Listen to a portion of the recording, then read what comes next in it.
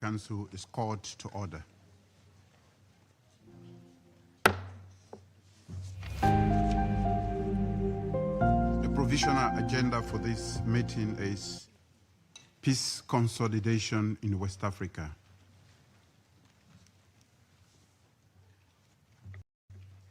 The agenda is adopted.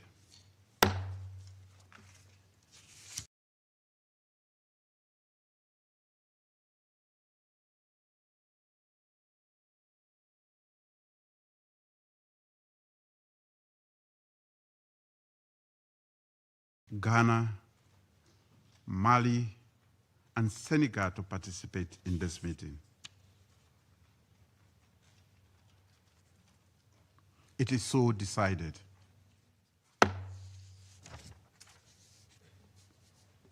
In accordance with Rule 39 of the Council's Provisional Rules of Procedure, I invite His Excellency Dr. Umar Ali Touré, ECOWAS Commission President, to participate in this meeting. It is so decided.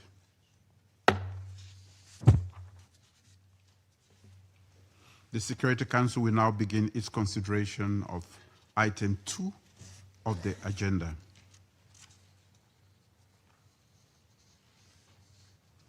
I wish to draw the attention of Council members to document S/2025/718, a letter dated 6 November 2025 from the permanent representative of Sierra Leone to the United Nations, addressed to the Secretary General.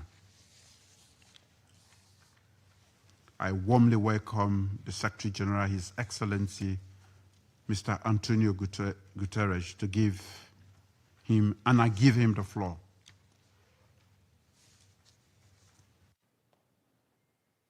Mr. President, distinguished members of the Security Council, I thank the Presidency of the Council for the month, Sierra Leone, for convening this important meeting.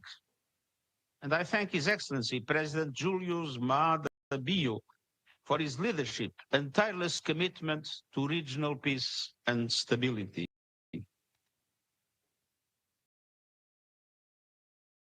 Mr. President,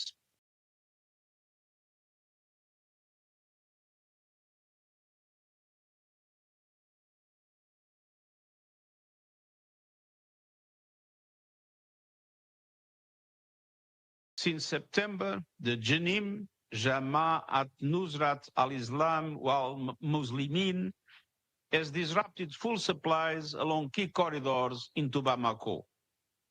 In the last months, terrorists have continued to attack military escorted convoys, killing and kidnapping both soldiers and civilians. This is causing enormous hardships for the population, as fuel and the goods, markets, and basic services that rely on it are in short supply. And in some cases, vital humanitarian operations, including life-saving UN operations, have been forced to reduce services due to fuel shortages. If the situation continues, the consequences could be deadly for people who depend on these life-saving programs. Despite these challenges, hundreds of trucks have finally been able to enter Bamako last week, and more fuel stations are seeing more supplies in recent days. But the situations remain stark for Mali, but also for Burkina Faso and to a lesser extent, Niger. Established groups expand their reach. Several coastal states are under threat. We face the risk of a disastrous domino effect across the entire region. Many countries are reeling. And terrorism in the Sahel is not only a regional dramatic reality. Progressing links of its groups in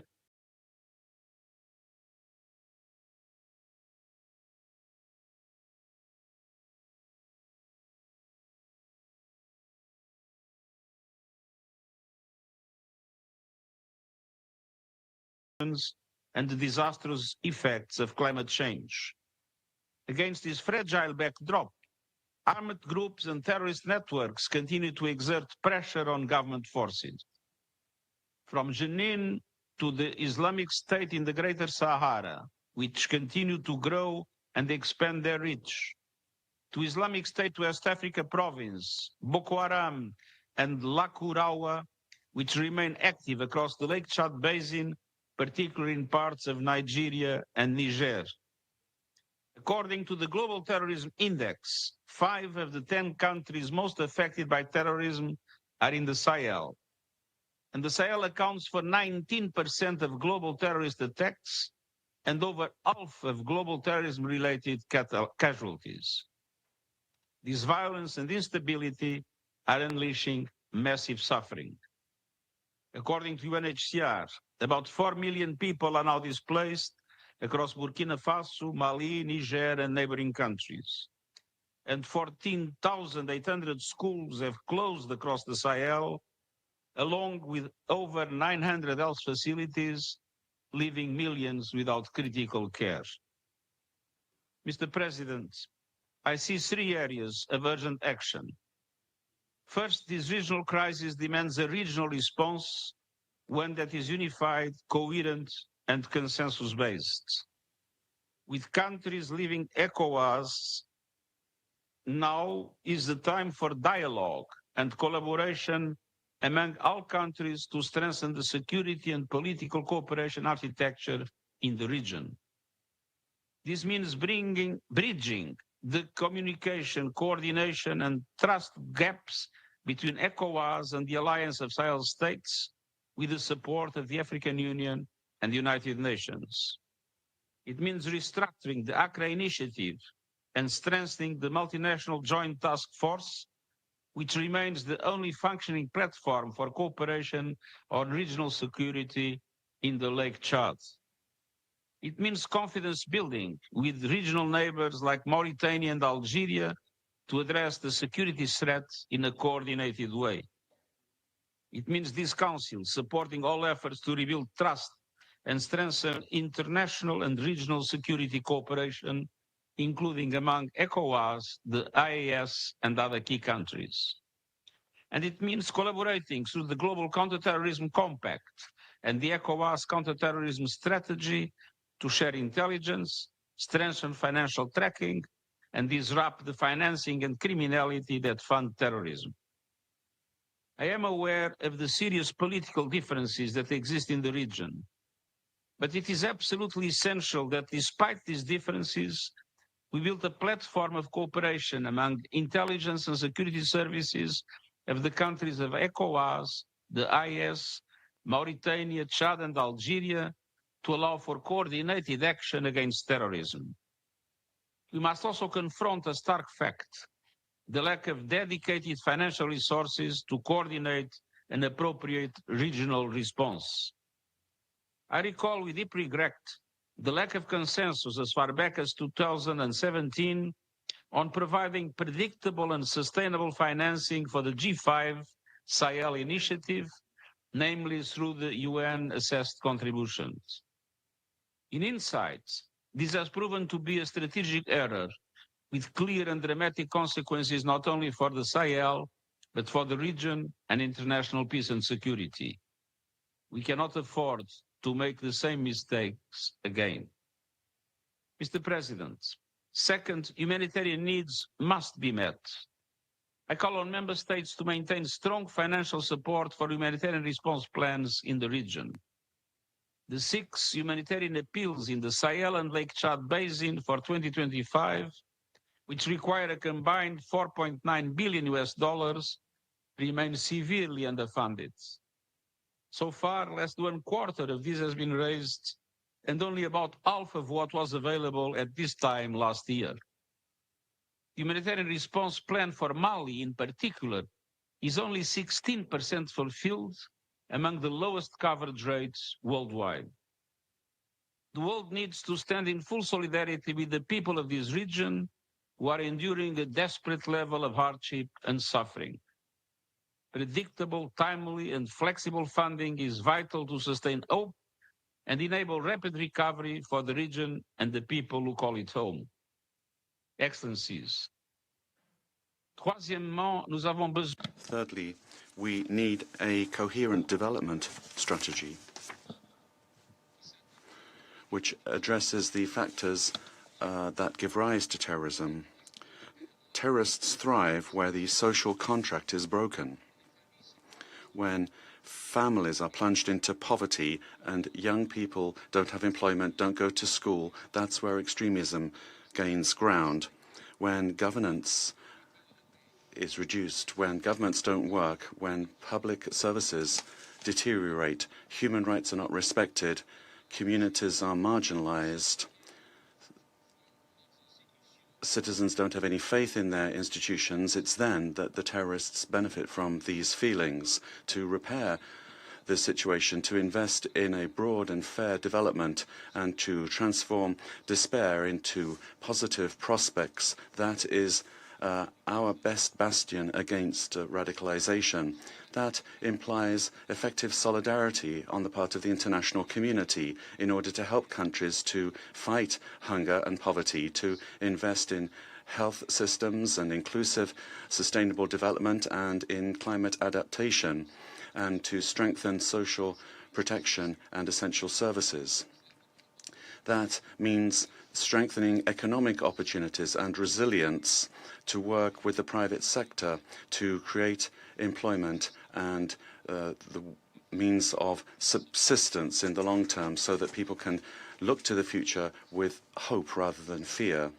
That means extending the civic space to enable everyone to have their voice heard and to build responsible institutions and governments based on equality and inclusion.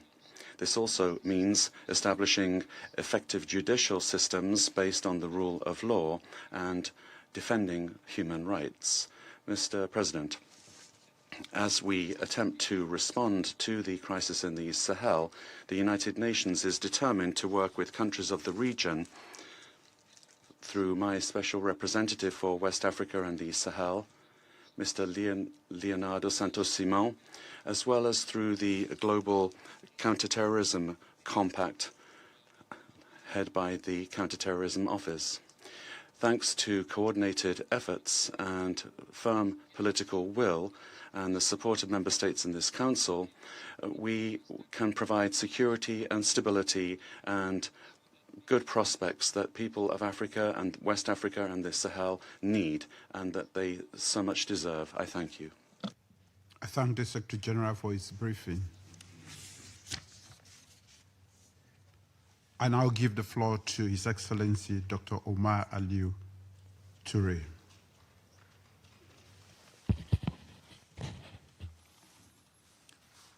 Your Excellency, Dr. Julius Maada, President of the Republic of Sierra Leone, Chair of the Authority of Heads of State and Government of ECOWAS, and President of the Security Council for the month of November, Excellency Secretary General of the United Nations, Excellencies, members of the Security Council, distinguished permanent representatives, ladies and gentlemen, I thank President Bio for giving ECOWAS the opportunity to take part in this briefing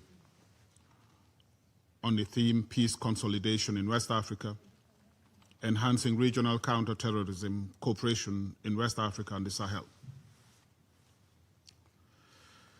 Whereas terrorism was initially confined to the Sahel and the Lake Chad Basin regions, today it poses an existential threat to the whole of West Africa, both the Sahel and the coastal states alike. Our most recent data has shown that from January to November 2025, approximately 450 terrorist incidents were recorded across the region, resulting in close to 2,000 deaths. Although the Central Sahel accounted for about 80% of all incidents and over 85% of total fatalities, the whole of West Africa, and indeed the entire African region, remains exposed to the threat. In addition to the wanton killing of innocent civilians, terrorist groups have adopted a new economic warfare. They have now been restricting the supply and distribution of vital commodities such as petrol.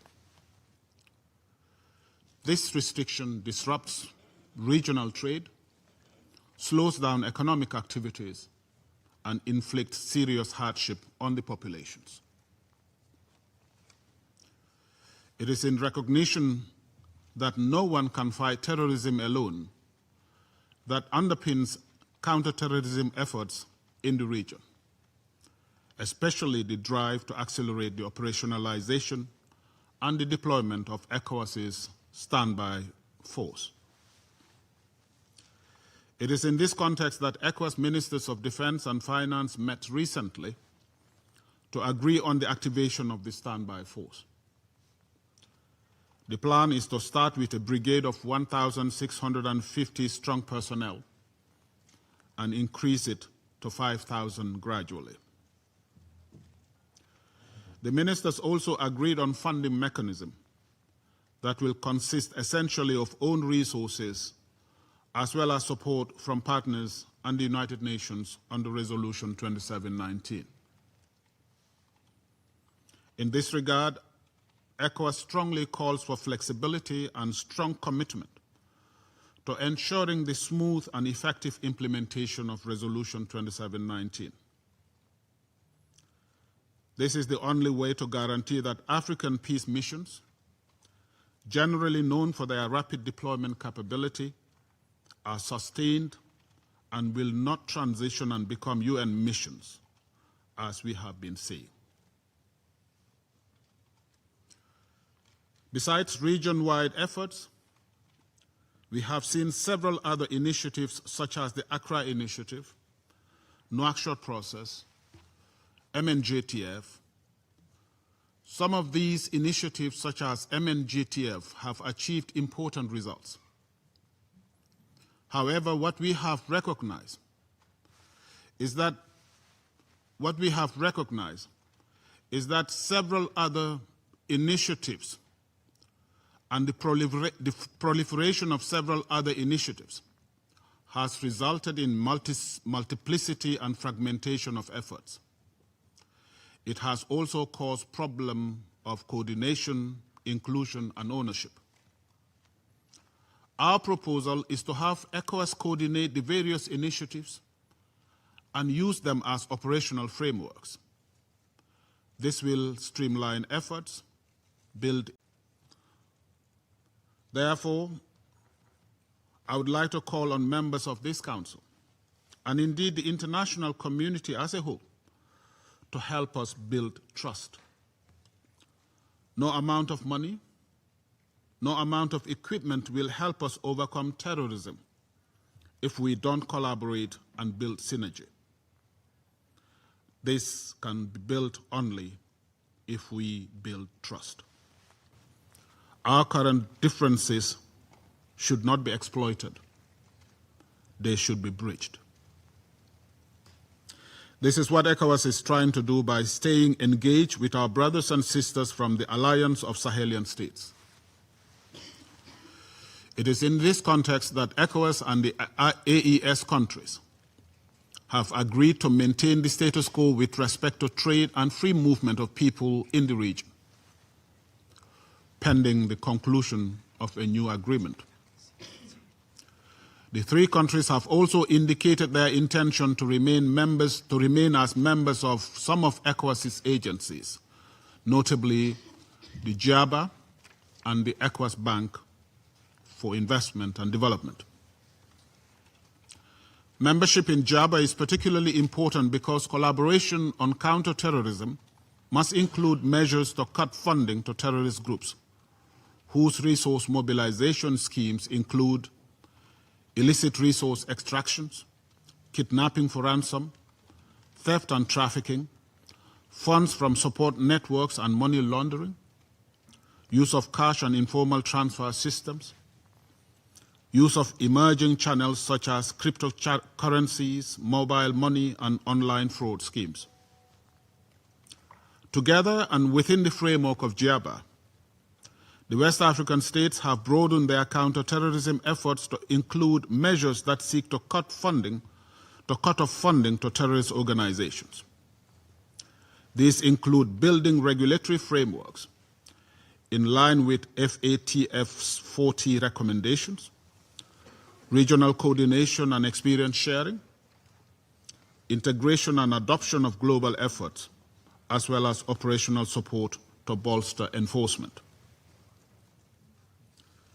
Despite considerable progress in this area, formidable challenges persist, including enforcement capacity deficits, regulatory gaps, border porosity, and chronically inadequate funding.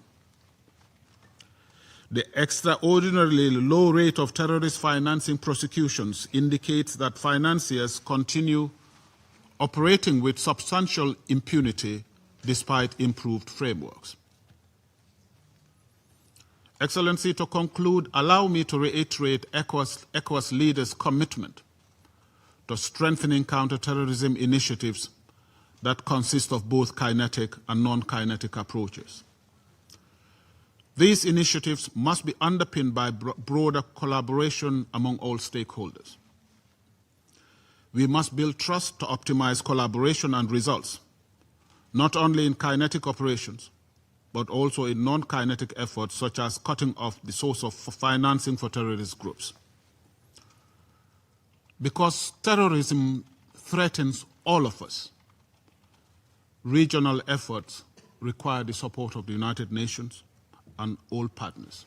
Indeed, the United Nations and all other partners have a critical role to play in our regional efforts. I thank you for your attention.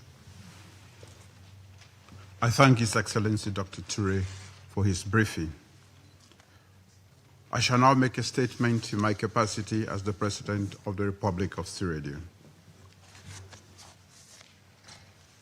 Excellency Antonio Guterres, Secretary General of the United Nations, distinguished members of the Security Council,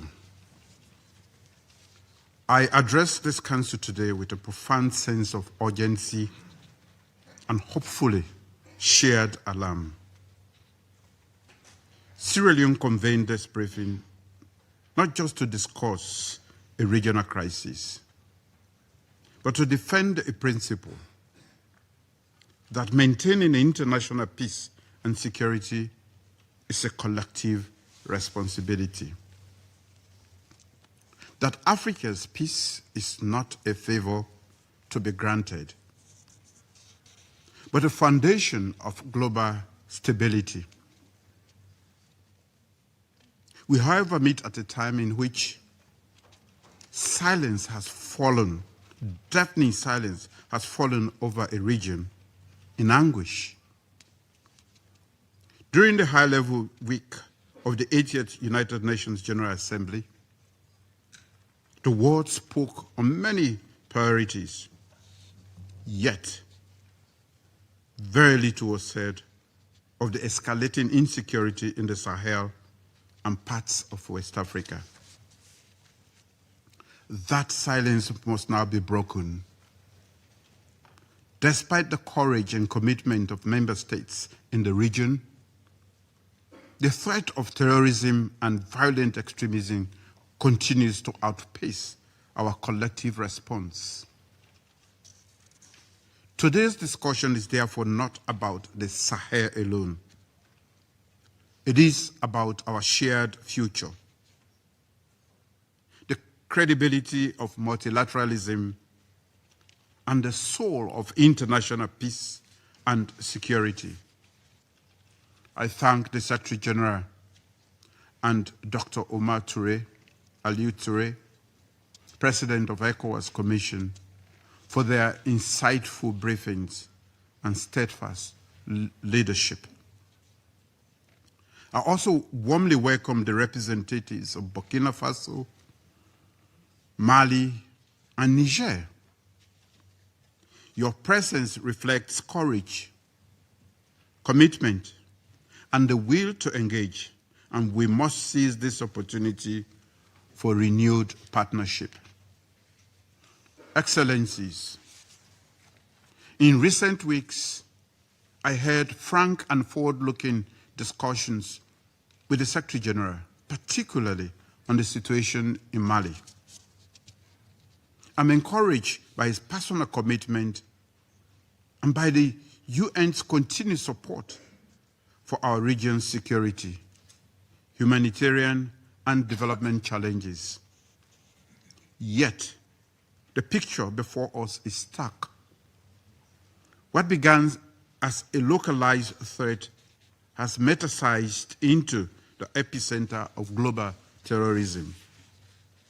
ISIL, Al-Qaeda, and their affiliates now operate with unprecedented sophistication and reach. They are not just attacking states, they are attempting to dismantle states. We must also confront the uncomfortable truth. The destabilization of Libya in 2011 unleashed a torrent of arms, disorder, and militant expansion across the Sahel. Today's insecurity is in part the result of yesterday's global choices. We are not here to apportion blame because there is enough to go around, but to shoulder our shared responsibility for the consequences. Behind every statistic lies a human story. Families uprooted, children conscripted, women violated, communities impoverished. This is not simply a security crisis. It is a crisis of governance, of opportunity, and of justice. Sierra Leone knows too well from bitter experience that peace cannot be imposed by force alone. It must be cultivated through inclusion, trust, and hope. That is why we champion a comprehensive approach, combining military effort with governance reforms, service delivery, and economic renewal. Security must be paired with legitimacy. Distinguished members of the Security Council,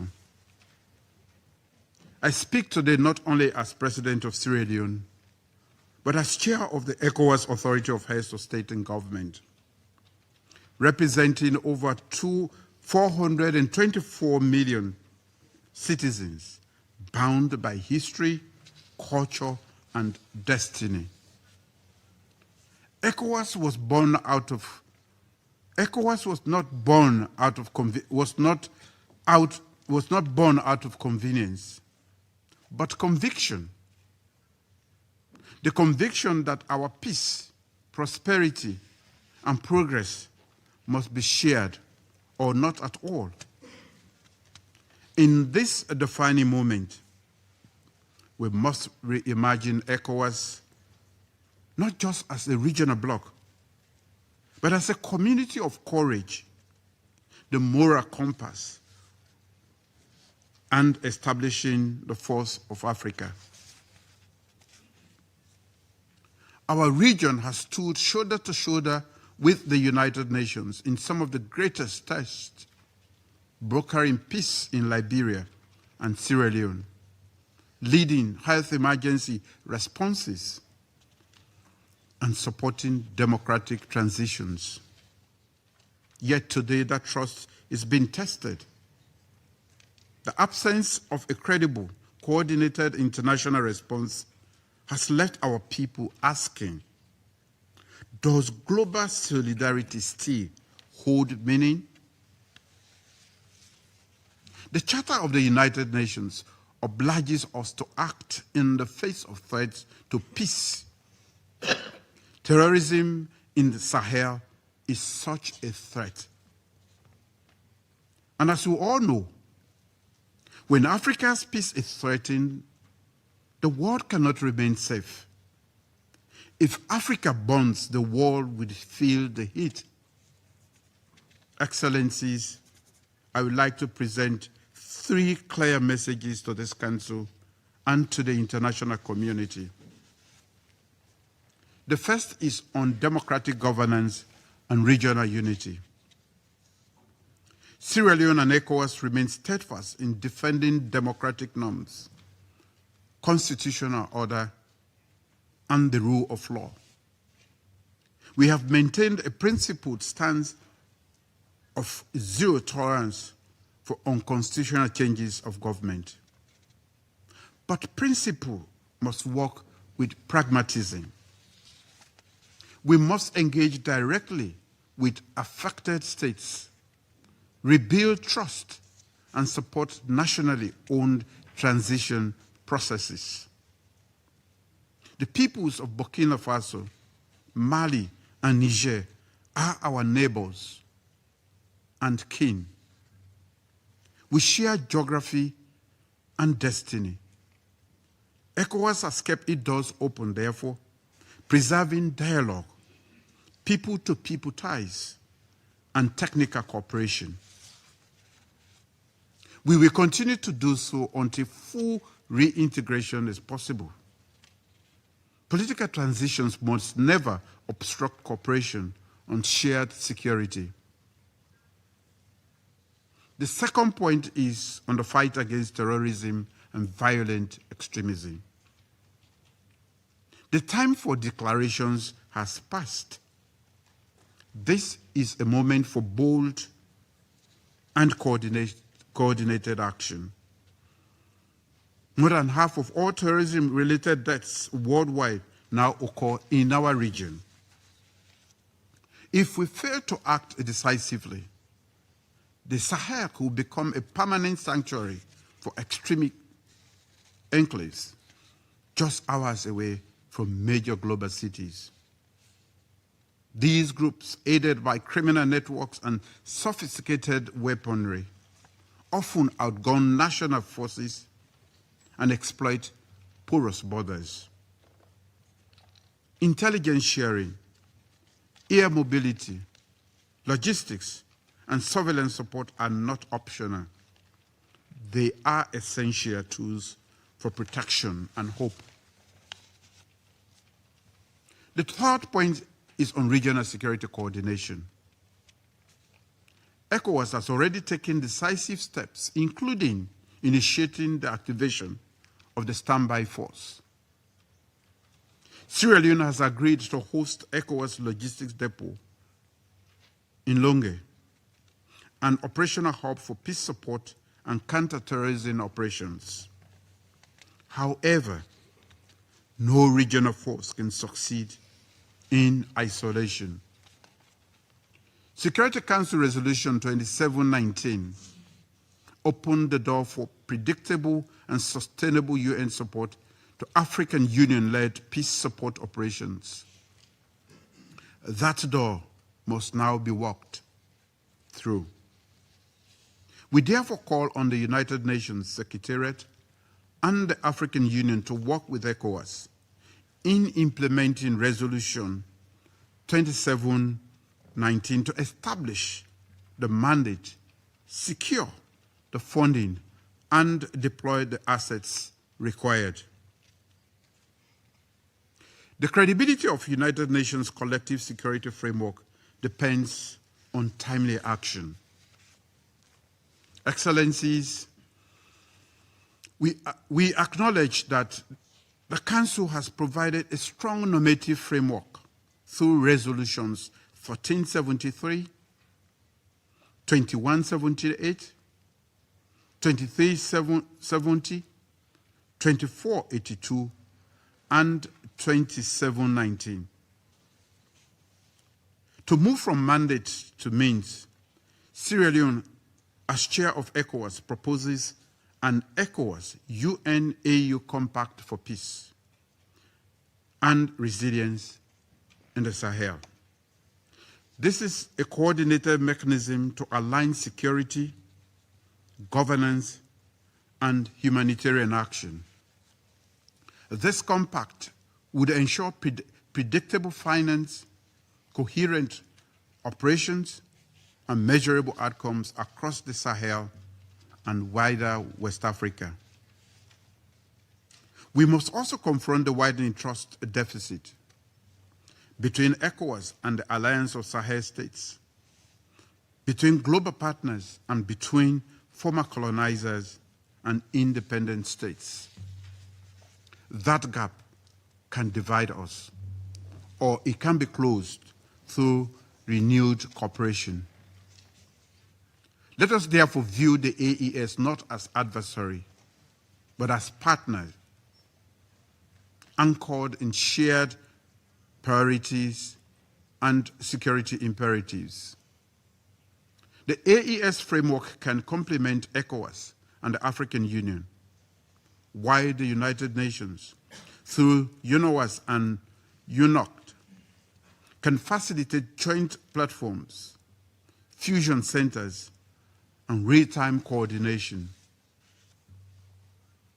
As ECOWAS chair, I have personally engaged with affected countries, including a recent visit to Burkina Faso, to promote dialogue and rebuild trust. I urge others to act in that same spirit of goodwill and solidarity. Excellencies, we must dismantle the financial architecture of terrorism. The illicit trade in arms, illicit substances, minerals, and people fear instability. Stronger border controls, customs enforcement, and cooperation with Interpol, Afripol, and the Financial Action Task Force are essential. But as we dismantle networks of violence, we must build networks of resilience. Our youth and women are the front line of prevention, peace building, and recovery. They must be empowered and included at every level of response. The humanitarian toll is staggering. Displacement is rising. Livelihoods are collapsing, and millions face despair. The international community must expand humanitarian support, protect access, and link emergency aid to long-term recovery. Ultimately, no strategy will succeed without rebuilding trust among states and between governments and citizens. Transitions must be credible and inclusive. The social contract must be renewed through justice, transparency, and opportunity. The people of West Africa and the Sahel do not ask for pity. They simply ask for partnership. They deserve to live in dignity, free from fear and full of hope. With unity of purpose, political will, and genuine solidarity, that future is within reach. Sierra Leone, as chair of the ECOWAS Authority, pledges continued leadership and partnership with the African Union, the United Nations, and all global allies to restore peace and chart a new path forward. This is not just West Africa's crisis. It is a global test of leadership, solidarity, and resolve. History will remember not the scale of our challenges, but the strength of our cooperation and resolve. Let us not leave this chamber with more words, but we renew will, the will to act, the will to heal, and to restore hope. If we rise together today, we will not only save nations, but we will also restore the faith that the United Nations still means what its name proclaims. The time for sustained collective action is now. Thank you.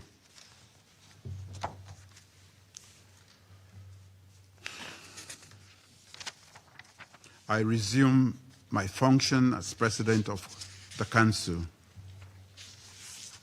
I now give the floor to the representative of the United States. Thank you, Mr. President, and thank you for chairing this important meeting. Thank you to our briefers, Secretary General Guterres, and ECOWAS Commission President Dr. Touré. Colleagues, as we speak, Al-Qaeda-affiliated terrorists in the Sahel have paralyzed Mali with a fuel blockade. Colleagues, the situation is dire there. We see Al-Qaeda aiming to take over the entire country. The United States acknowledges the counterterrorism efforts of the Malian armed forces against these and other terrorist organizations such as ISIS, Sahel, but the situation is worsening quickly. We remained deeply concerned about the incidents of kidnapping, the incidents of hostage-taking across the Sahel as a means to finance these terrorist activities. Unfortunately, since the veto of the UN sanctions regime in 2023, it has been deeply disappointing to see Mali's security situation continue to deteriorate. That decision removed critical tools from the international community that it relied on to promote accountability and to promote stability. And the result has been an uptick, a massive surge in violence, has been a shrinking space for dialogue and growing risk for civilians across the country and across the region. The terrorist threats are not only intensifying, they are spreading, they are shifting southward, as evidenced by the terrorist attacks we've seen in Benin and Togo. But particularly, the United States is concerned and outraged by the ongoing slaughter of thousands of Christians in Nigeria by various ethnic militias in the Middle Belt, as well as terrorists like Boko Haram and ISIS West Africa in the north. It is tragic and it is unacceptable.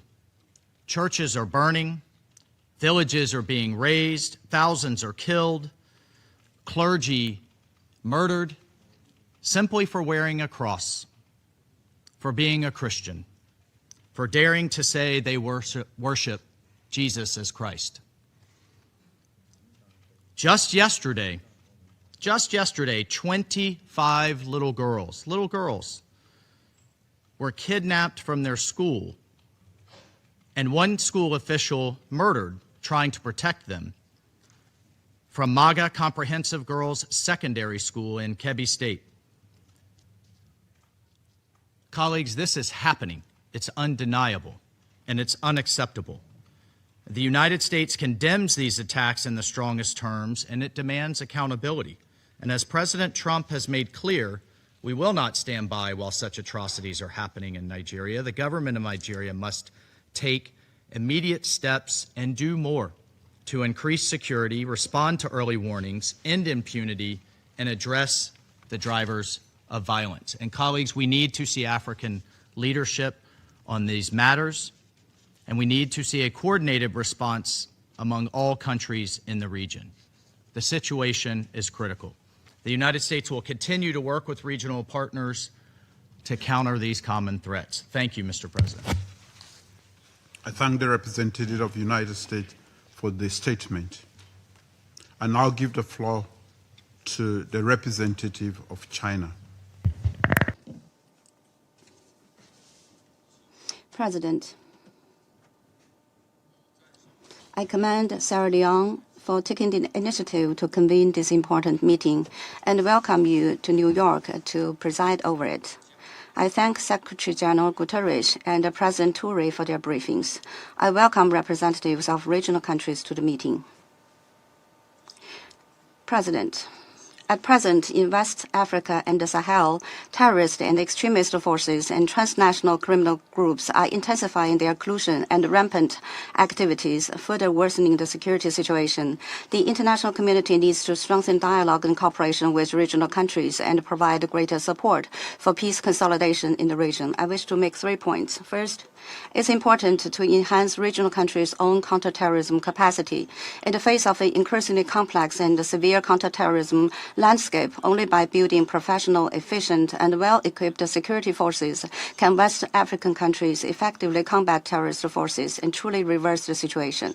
The international community needs to embrace common, comprehensive, cooperative, and sustainable security and provide tailored assistance to regional countries to close the gaps in funding, intelligence, equipment, and logistics, among others. As counterterrorism capacity building concerns the internal affairs of states, the international community, when providing assistance, must fully respect the sovereignty and leadership of the countries concerned and support regional countries in adopting policies and actions suited to their national circumstances. Second, it's important to strengthen common security in West Africa. Recently, terrorist groups have launched frequent attacks using drones and other new weapons, expanding their reach towards the West African coast, while exerting pressure on countries concerned through field blockades, armed kidnappings, and other means, which is deeply concerning. As various security threats are increasingly interconnected, regional countries must coordinate and cooperate in their response.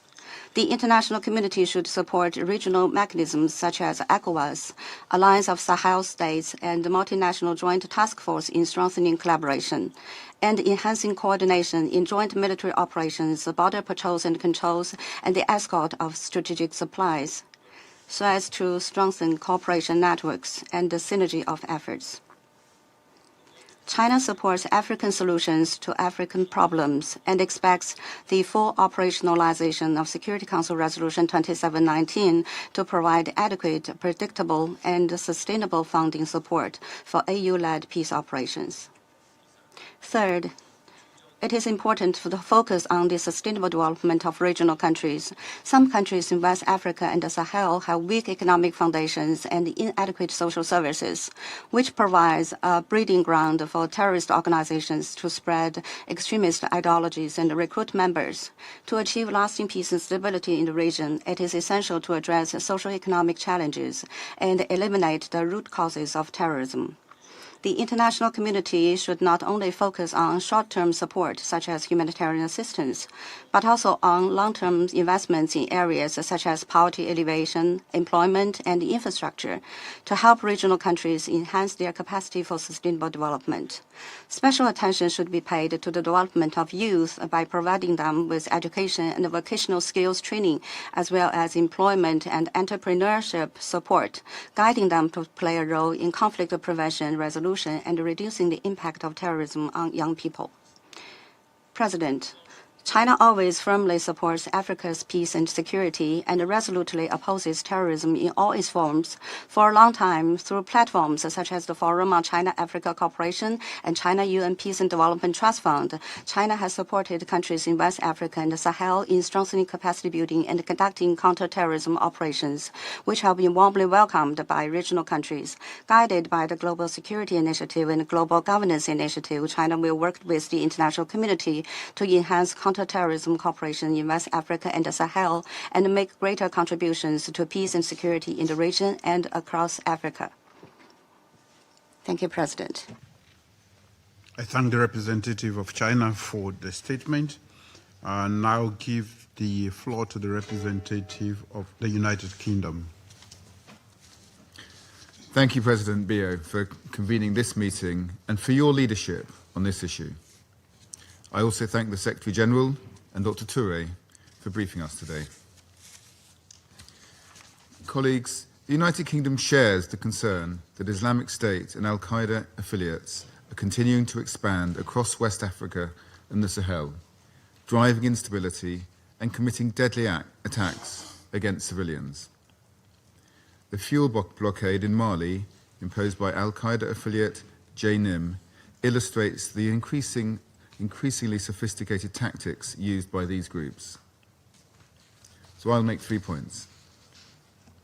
First, regional security and political cooperation is critical to addressing the threat of terrorism in West Africa and the Sahel. We welcome the increased engagement between states in the region and encourage ECOWAS and AES members to continue deepening dialogue. We also welcome UNOWAS's efforts to facilitate cooperation. Regionally led security initiatives can play an important role in tackling the threat from terrorism. We welcome the work towards a standby force to enable rapid deployment to counter shared threats, and the work to build on the multinational joint task force and ECOWAS counter-terrorism strategy. We also note that the landmark Security Council Resolution 2719 offers a potential tool through UN support to AU-led peace operations. Second, the UK remains committed to working with African partners and supporting African-led initiatives to promote stability and security. UK support includes funding and training for Nigeria's Counter-Terrorism Centre, Côte d'Ivoire's Counter-Terrorism Academy, and the Regional Intelligence Fusion Unit, which supports the multinational Joint Task Force. These initiatives, working together, help strengthen intelligence sharing and regional resilience. We also encourage countries of the region carefully to avoid worsening the threat posed. Third, to defeat terrorism and insecurity, we must tackle the drivers. This includes improving governance, reducing poverty, countering disinformation, protecting civic space, and tackling climate change. Without progress in these areas, conflict and terrorism will continue to destroy local communities and disrupt livelihoods, with disproportionate harm to women and children. The UK remains committed to working with partners to address these drivers. I thank you. I thank the representative of the United Kingdom for the statement. I now give the floor to the representative of Denmark. Thank you, President Bio. Let me also thank Secretary General Guterres and ECOWAS Commission President Dr. Touré for their truly insightful remarks. Thank you for demonstrating the interconnected nature of the security threats facing West Africa and the Sahel, and for your recommendations on how to face them. I would also like to recognize the participation of the countries from the region in this meeting. We are deeply concerned about the deteriorating security situation in the Sahel and the dire humanitarian consequences of the violence. These challenges transcend borders, reminding us that instability anywhere is a threat to stability everywhere. Mr. President, I will raise 3 points. First, regional cooperation forms the backbone of any effort to confront this fluid, cross-border nature of terrorism. ECOWAS is well placed as a regional actor, bringing together the collective strength of the region. For this approach to be effective, all regional actors must support a comprehensive regional approach and coordinated effort. In this regard, we strongly encourage Burkina Faso, Mali, and Niger to recommit to international and regional cooperation, including with ECOWAS and the EU. The development of a joint regional counter-terrorism strategy with support from the UN would constitute a strong step forward. Such a strategy should align with ECOWAS's existing efforts and with other regional initiatives, such as the revitalized Accra initiative, and should also consider the approach of the multinational joint task force. It is in the national security interest of all of us to tackle terrorism, and to do so in a manner consistent with international humanitarian law and international human rights law. We should have effective rule of law compliant response mechanisms in place to counter the threat when it materializes into planning and attacks. Failure to uphold human rights and the rule of law will only further erode trust in national authorities, push people into the arms of violent extremism, and contribute to aggravate security issues in the Sahel. Second, Mr. President, preventive action is always the most effective action. Advancing the implementation of the Youth, Peace and Security Agenda is a cornerstone for strengthening preventive action. When young people are offered real opportunities across societies, they gain solid ground to stand on, skills, purpose, and a sense of belonging. These opportunities become a bridge away from the pull of extremist movement and towards a future where they can see and build alternative paths for themselves.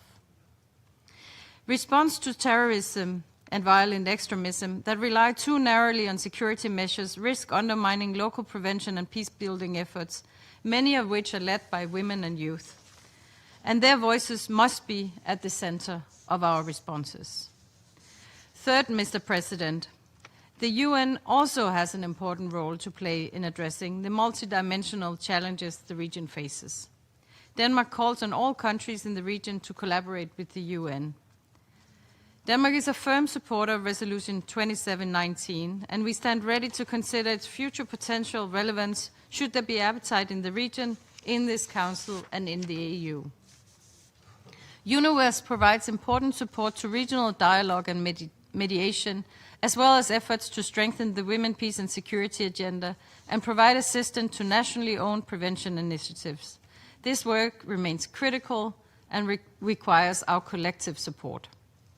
Denmark is pleased to work with Sierra Leone as penholder for UNOWES, and we look forward to working with all Council members on the renewal of its mandate that expires in January 2026.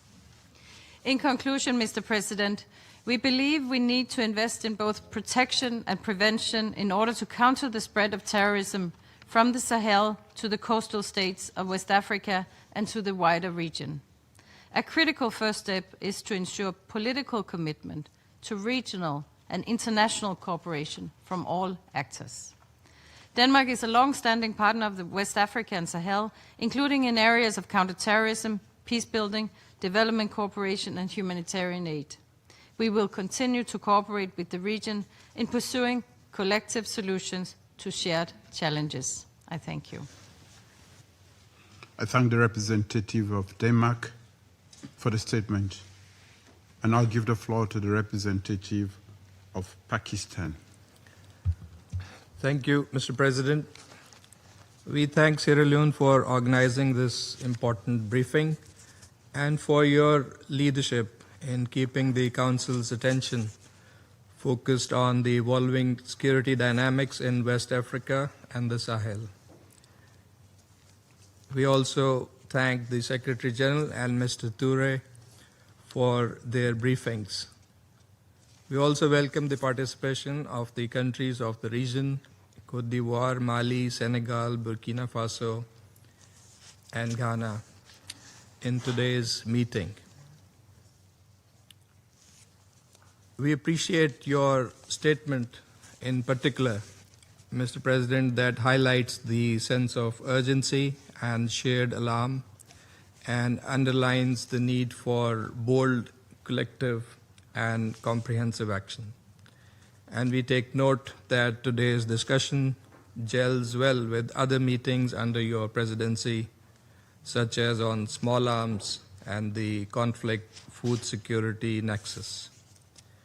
Pakistan reaffirms its steadfast commitment to the independence, sovereignty, and territorial integrity of African countries, and we stand in solidarity with the people of West Africa and the Sahel in particular, who are confronted with the scourge of terrorism and violence. As a frontline state in the global counter-terrorism efforts, Pakistan has made enormous sacrifices, over 80,000 casualties and billions of dollars in economic losses. And many of the most notable successes in the international community's collective action against terrorism have been achieved through Pakistan's efforts and cooperation. Having dismantled Al-Qaeda and its affiliates in our region, we nevertheless continue to face threats from terrorist groups such as the TTP, Daesh, BLA, and the Majid Brigade that operate with the support and sponsorship of our neighbor. And the global terrorism landscape has evolved significantly since the adoption of Security Council Resolution 1373. The deteriorating security situation in the Sahel is deeply alarming. According to Global Terrorism Index 2025, 5 of the 10 countries worst affected by terrorism remain in the Sahel. We are also concerned by the proliferation of terrorist threat to coastal West Africa, with cross-border attacks affecting several regional countries. Terrorist groups are operating with impunity in ungoverned spaces in the Sahel, the Horn of Africa, and Cabo Delgado.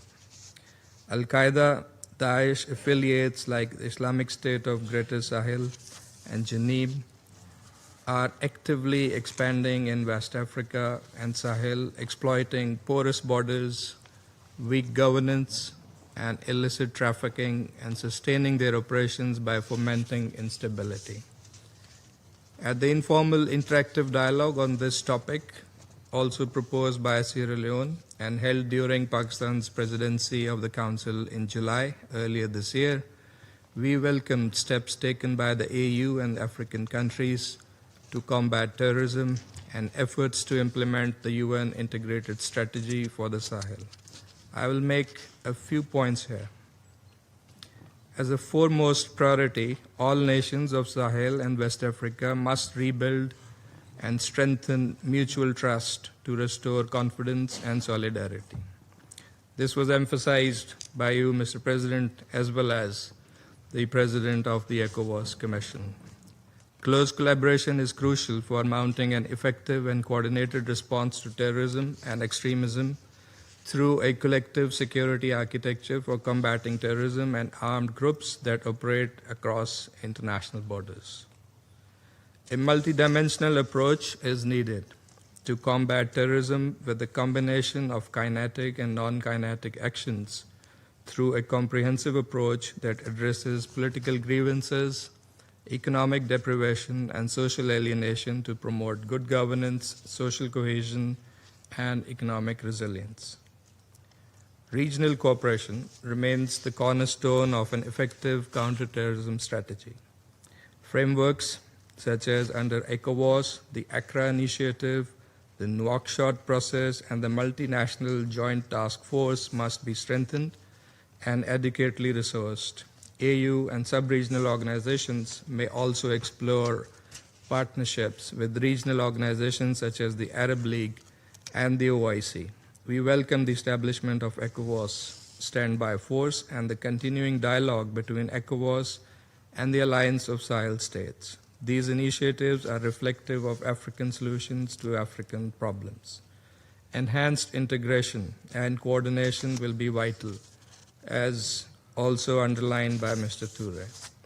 The UN must assist AU-led enforcement missions with equipment, training, and technical assistance to enhance capacity building for regional actors. UNOWAS and UNOCT should continue to support these efforts. Pakistan also stands ready to share its counterterrorism experience, including expertise in intelligence coordination, border management, and de-radicalization. The implementation of UNSC Resolution 2719 must be prioritized.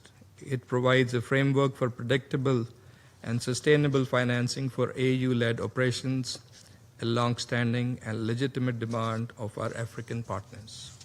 We must review the impact of sanctions regimes that may inadvertently hinder governance and development, and thereby creating fertile ground for extremist exploitation. The scope of 1267 sanctions regime as the only regime to list terrorist individuals and entities may be broadened to address Africa's terrorism challenges that transcend national boundaries. National institutions must be strengthened to address new and emerging threats, the terrorist use of emerging technologies such as the dark web for online radicalization, incitement to violence, cryptocurrency, terror financing, propaganda, and disinformation require coordinated global responses.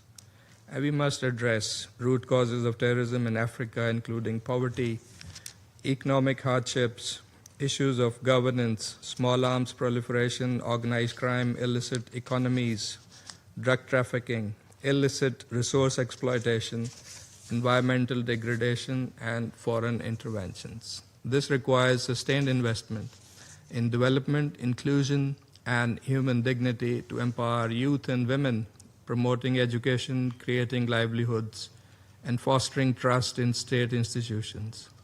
Counter-terrorism and human rights are not mutually exclusive. Rather, they are mutually reinforcing pillars of sustainable peace. Pakistan's partnership with Africa is deep and historic, having close fraternal ties with West Africa and the Sahel region. We support initiatives that promote political stability and development, and our support for Africa's stabilization dates back to the 60s, with Pakistani contingents having participated for decades in peacekeeping missions across the DRC, Central African Republic, Mali, Sudan, and South Sudan. And we take pride in our contributions and successful endeavors to restore peace in West Africa, including in Liberia, Cote d'Ivoire, and your own country and our friend Sierra Leone. The people of West Africa and the Sahel deserve a future defined not by fear, but by peace, dignity, and development.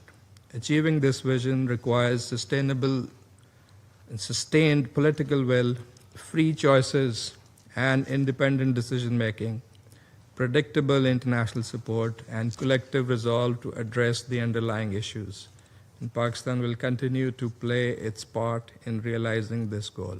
I thank you. I thank the representative of Pakistan for the statement. And I'll give the floor to the representative of Algeria. Thank you, Mr. President. At the outset, I thank Sierra Leone and His Excellency Dr. Julius Maada for convening this important and timely briefing on enhancing regional counter-terrorism cooperation in West Africa and the Sahel. I also thank the briefers, the Secretary General, Mr. Antonio Guterres, and the President of the ECOWAS Commission, Dr. Omar Aliou Touray, for their insightful presentation. Mr. President, the violence we confront today in the Sahel region can no longer be seen as an isolated incident. It has evolved into an ever-expanding and structured threat. Terrorist organizations are extending their geographic reach, enhancing their operational sophistication, establishing connections with international criminal networks, and developing autonomous financial system driven by drug trafficking and kidnapping for ransom. This escalation is largely facilitated by our fragmented collective efforts. Political vacuums and insufficient coordination among stakeholders create conditions for these terrorist groups systematically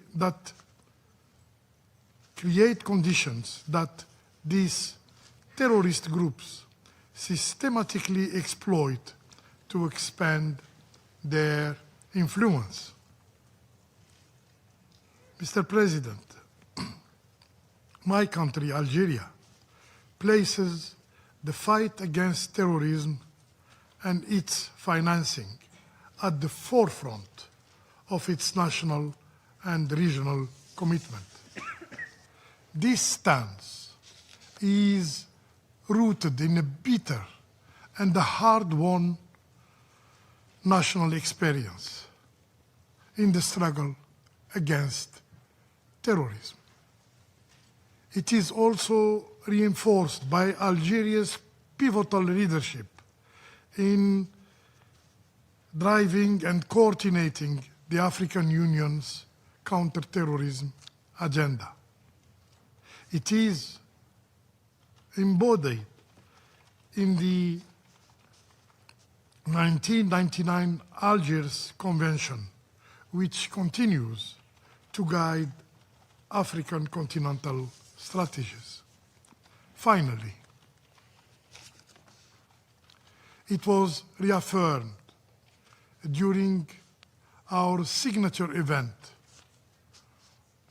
on January 2025, during our presidency of this august body.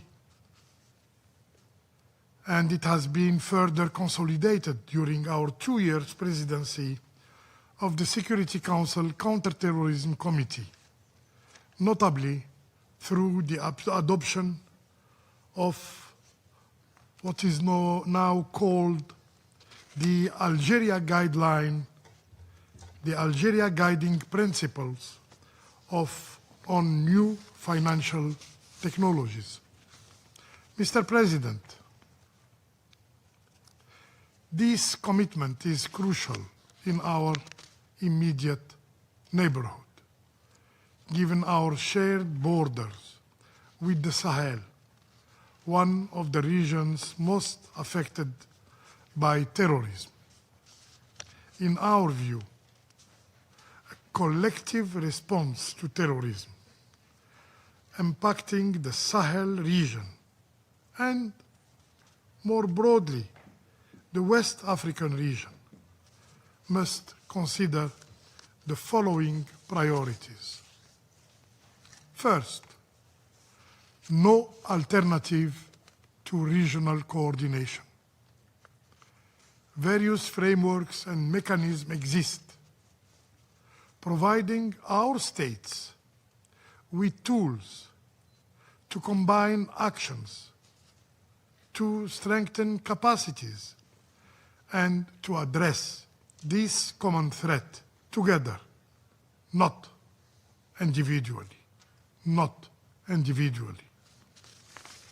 Second, improving the alignment of the various security initiatives and platforms in West Africa is essential to strengthen synergy. This objective can be meaningfully advanced by drawing on existing African Union mechanisms, notably CISA, AFRIPOL, and the African Union Counter-Terrorism Center. These organs, all designed and mandated to facilitate coherence and support collective action. Third,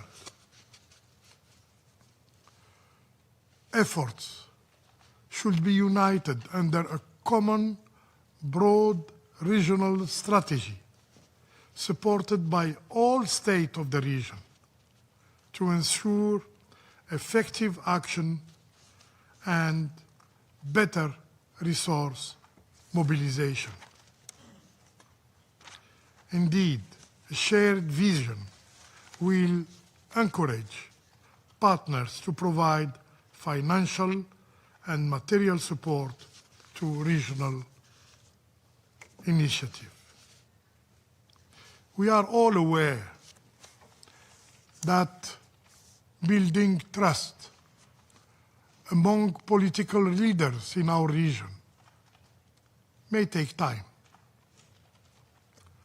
But the threat that looms over all of us requires us, at the very least, to engage in security cooperation and intelligence sharing, including with bordering countries of the Western African countries.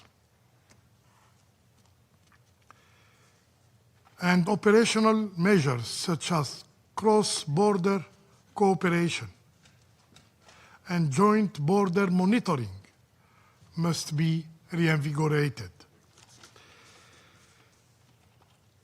Unfortunately, and especially in the field of intelligence. Each country still largely acts alone. We are sure that practical approaches offer a pathway to strengthen regional security. We are sure that a more structured, a closer and closer collaboration is needed to generate the collective situational awareness required to confront this evolving threat. Fifth, President, it is equally, as you have stated, it is equally essential to cut off the financial lifelines that enable terrorist groups to operate and to expand. Strengthening financial oversight, combating illicit trafficking networks, and enhancing cooperation on tracing and freezing assets are key steps to dismantling these sources of funding and undermining terrorist organizations. Sixth, addressing seriously, more seriously, the root causes that fuel terrorism must go hand in hand with security measures. Development, yes, development, good governance, and restoration of essential public services are not optional elements. They are an integral component of any effective and sustainable counter-terrorism strategy.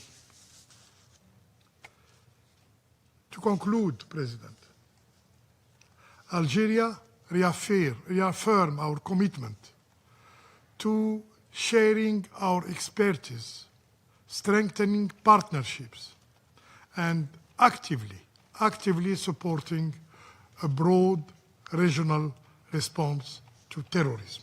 I thank you. I thank the representative of Algeria for the statement. And I'll give the floor to the representative of Panama. Thank you, Mr. President. We thank Sierra Leone for keeping this Council's attention focused on the situation in West Africa and the Sahel, and for fostering spaces for dialogue that drive collective action. We are very grateful to the Secretary General, Mr. Antonio Guterres, and to Dr. Omar Touray, ECOWAS Commission President. We thank them both for their valuable briefings. We recognize that the recent informal interactive dialogue revealed useful areas of convergence to continue addressing this threat. And this demonstrated the importance of rebuilding trust between all actors.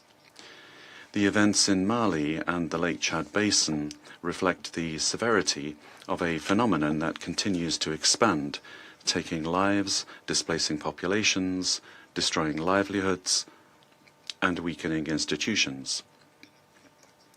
Panama strongly condemns these terrorist actions and expresses its solidarity with all people affected. The fight against terrorism and violent extremism is a priority for my country.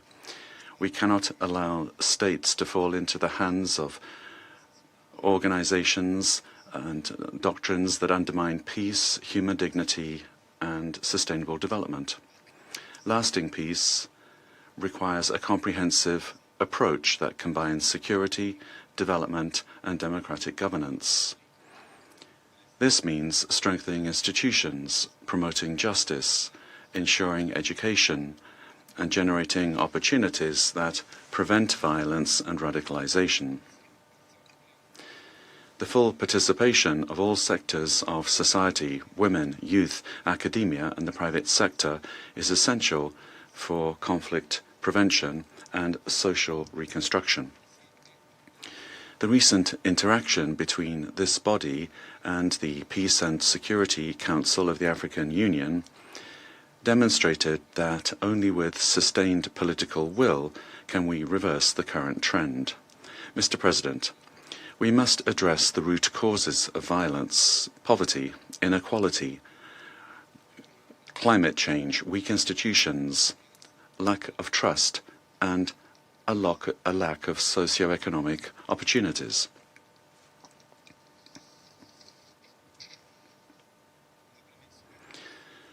Prevention and peace-building are the most effective antidotes and require that no one be left behind. That's why it's essential to restore political trust between the region's leaders. This requires constructive and continuous dialogue, solidarity, and a shared vision. To bring about reconciliation, timely information sharing, especially of intelligence, will be key to anticipating threats and responding effectively. The region has valuable mechanisms to fight terrorism. For example, the ACRA initiative, the Multinational Joint Task Force, the ECOWAS Standby Force, and African Union frameworks. However, we must ensure that these mechanisms are given adequate funding, that they are transparent, and that there is strong monitoring as well as accountability systems. In these efforts, the support of the United Nations Office for West Africa and the Sahel is key in building trust, forging connections, and translating progress into tangible benefits for communities. Likewise, international cooperation, including technical assistance guided by the United Nations Office of Counter-Terrorism, must be strengthened in order to support comprehensive responses. Panama reiterates its condemnation of the link between terrorism and organized crime. Accountability is imperative. Those involved in illicit activities, including arms, drugs and natural resource trafficking that finance violence, must be brought to justice. The evolution of terrorism, including through the use of new and emerging technologies, requires us to update our capabilities.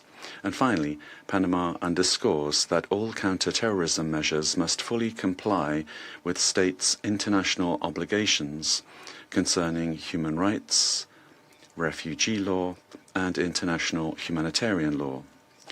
Respect for fundamental rights and counter-terrorism action are mutually reinforcing. President, Panama will continue to support the efforts of this Council and of African states to build peace and to guarantee a safer, fairer region that is focused on sustainable development. Thank you very much. I thank the representative of Panama for the statement. I now give the floor to the representative of the Republic of South Korea. Mr. President, I thank Secretary General Guterres and Dr. Touré for their informative briefing. I also welcome the representative of Côte d'Ivoire, Mali, Senegal, Burkina Faso, and Ghana to today's meeting. As the earlier briefings made clear, terrorist threats in Sahel continue to expand amid declining international attention, while disproportionately affecting the most vulnerable groups such as women and children. In this regard, I'd like to highlight 3 points today. First, the terrorism landscape in the Sahel demands a comprehensive, coordinated, and forward-looking response. Armed groups, such as Jenim, are adopting advanced technologies like weaponized drones and anti-aircraft capabilities. This is reshaping the security environment and making effective countermeasures more difficult. Their recruitment tactics have also become more sophisticated, using social media and AI to target urban youth as well as diaspora community abroad. Given the influence of violent extremist narratives in conflict-affected areas, it is essential for relative authorities to harness AI to enhance threat detection, counter-terrorist extremist messaging, and strengthening information integrity. In this context, the Republic of Korea is working with UNOCT on the project AI and Preventing Countering Violent Extremism, which not only examines how terrorists employ AI in their narratives, but also support member states in developing AI-enabled tools to counter these tactics. We consider the project's result highly relevant for the Sahel authorities seeking to mitigate extremist activists, and we welcome engagement from interested states in support of this effort. Second, an integrated regional strategy across the Central Sahel and coastal states of West Africa is essential to dismantle cross-border terrorist networks. In this regard, we urge the expansion and strengthening of joint regional counterterrorism initiatives.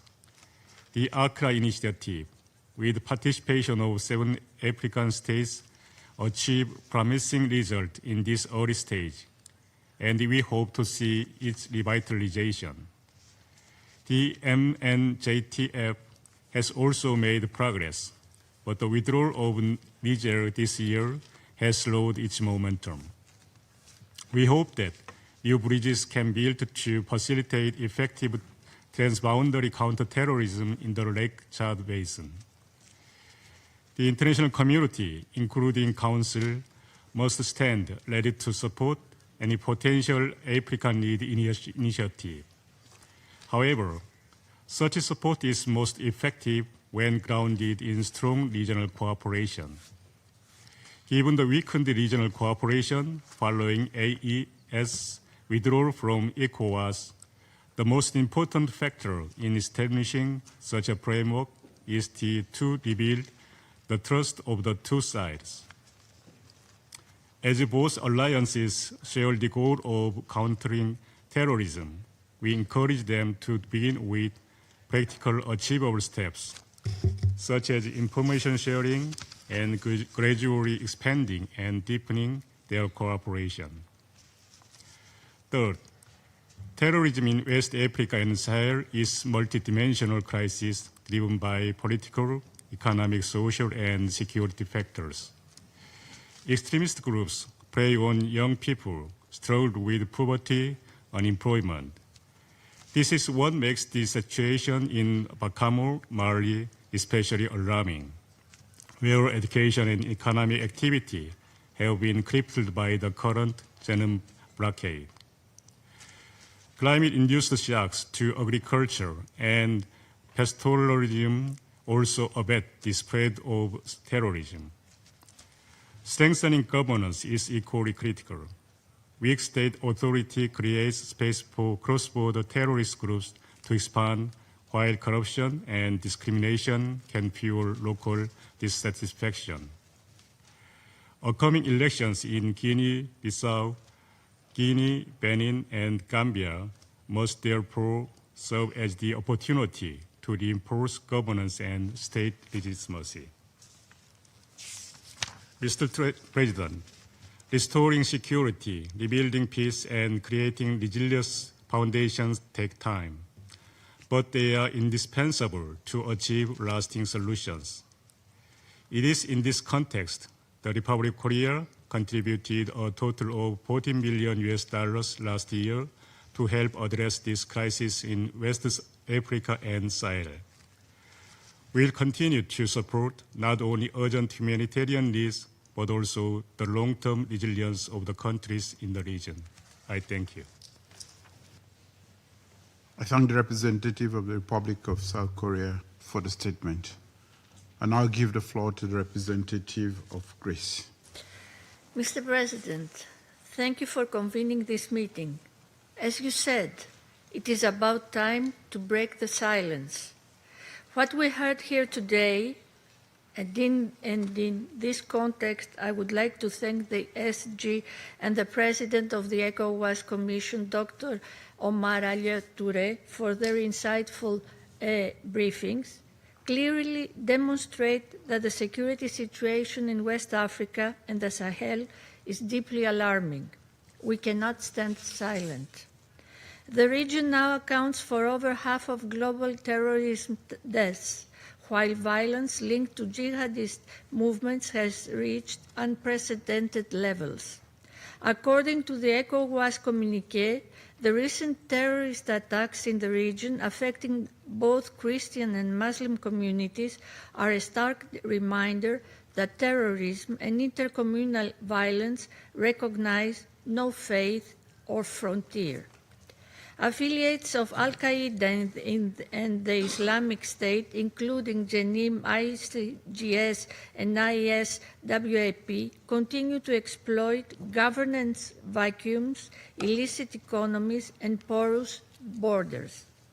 Allow me to highlight 3 points.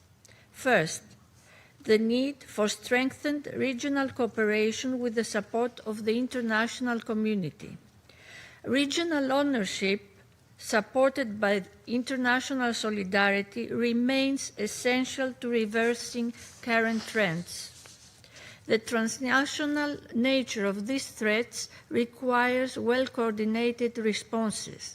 Greece fully supports the implementation of the Council's resolutions, particularly 1373, 2396, 2482, and 2719, which provide the framework of counter-terrorism, prevention of arms trafficking, and sustainable support of AU-led peace operations. Further, we are closely following the evolving relationship between AES and ECOWAS and welcome cooperative efforts such as the anti-jihadist joint force by the AES. Greece, as a EU member state, supports the MNJTF mission that remains the only fully operational security entity in the region. As a EU member state, consistently we support the funding of this critical regional force through the EPF. Likewise, we welcome efforts strengthening the Accra Initiative, the AU-ECOWAS Joint Threat Fusion and Analysis Cell, as well as the activation of the AU and ECOWAS standby force. Second, equally concerning is the spillover of violence to the coastal states and the Gulf of Guinea, where terrorist groups threaten vital maritime routes. This region, home to nearly 1,500 vessels daily and handling a quarter of Africa's maritime trade, faces increasing risks from piracy, trafficking, and illegal, unreported, and unregulated fishing.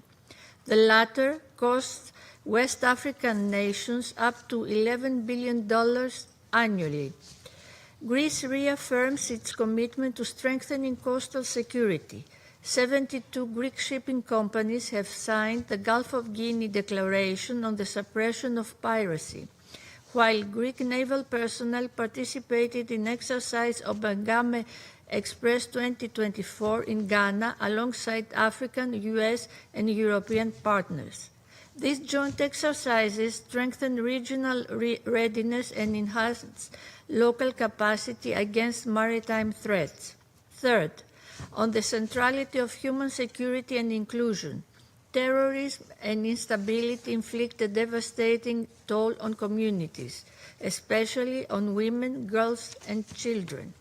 Greece aligns itself firmly with the WPS agenda and advocates for the meaningful participation of women in prevention, mediation, and reconstruction initiatives. In this regard, we commend the vital work of the G5 Sahel Women's Platform, which has been instrumental in amplifying women's voices, advancing early warning initiatives, and fostering community resilience. As UN Women Executive Director Sima Bahous recently reminded us, life for women in parts of the Sahel is one of erasure from public space. In Burkina Faso, Mali, Niger, and Chad, more than 1 million girls have lost access to education due to school closures under extremist control, while abduction has become a deliberate tactic of terror. Mr. President, inaction in the Sahel and West Africa carries too high a cost. Greece stands ready to assist regional efforts with international partners to reinforce cooperation, strengthen governance, and promote sustainable, inclusive development. Through solidarity, coordination, and shared responsibility, the region can turn fragility into resilience and insecurity into peace. I thank you. I thank the representative of Greece for the statement. And I'll give the floor to the representative of Slovenia. Thank you, Mr. President. As the calls of urgency come directly from the region, we thank Sierra Leone for convening today's briefing on counter-terrorism in West Africa and the Sahel. We also thank the Secretary General, the ECOWAS Commission President, and you, Mr. President, for valuable insight. This morning, we heard a lot to reflect on, and we should heed to the appeals of the region addressed to the United Nations and to the Security Council.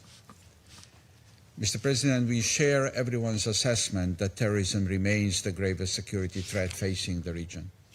In an already complex social, political, and climate environment, it is one of the main drivers of instability. It displaces whole communities, it fuels hunger, and it closes schools.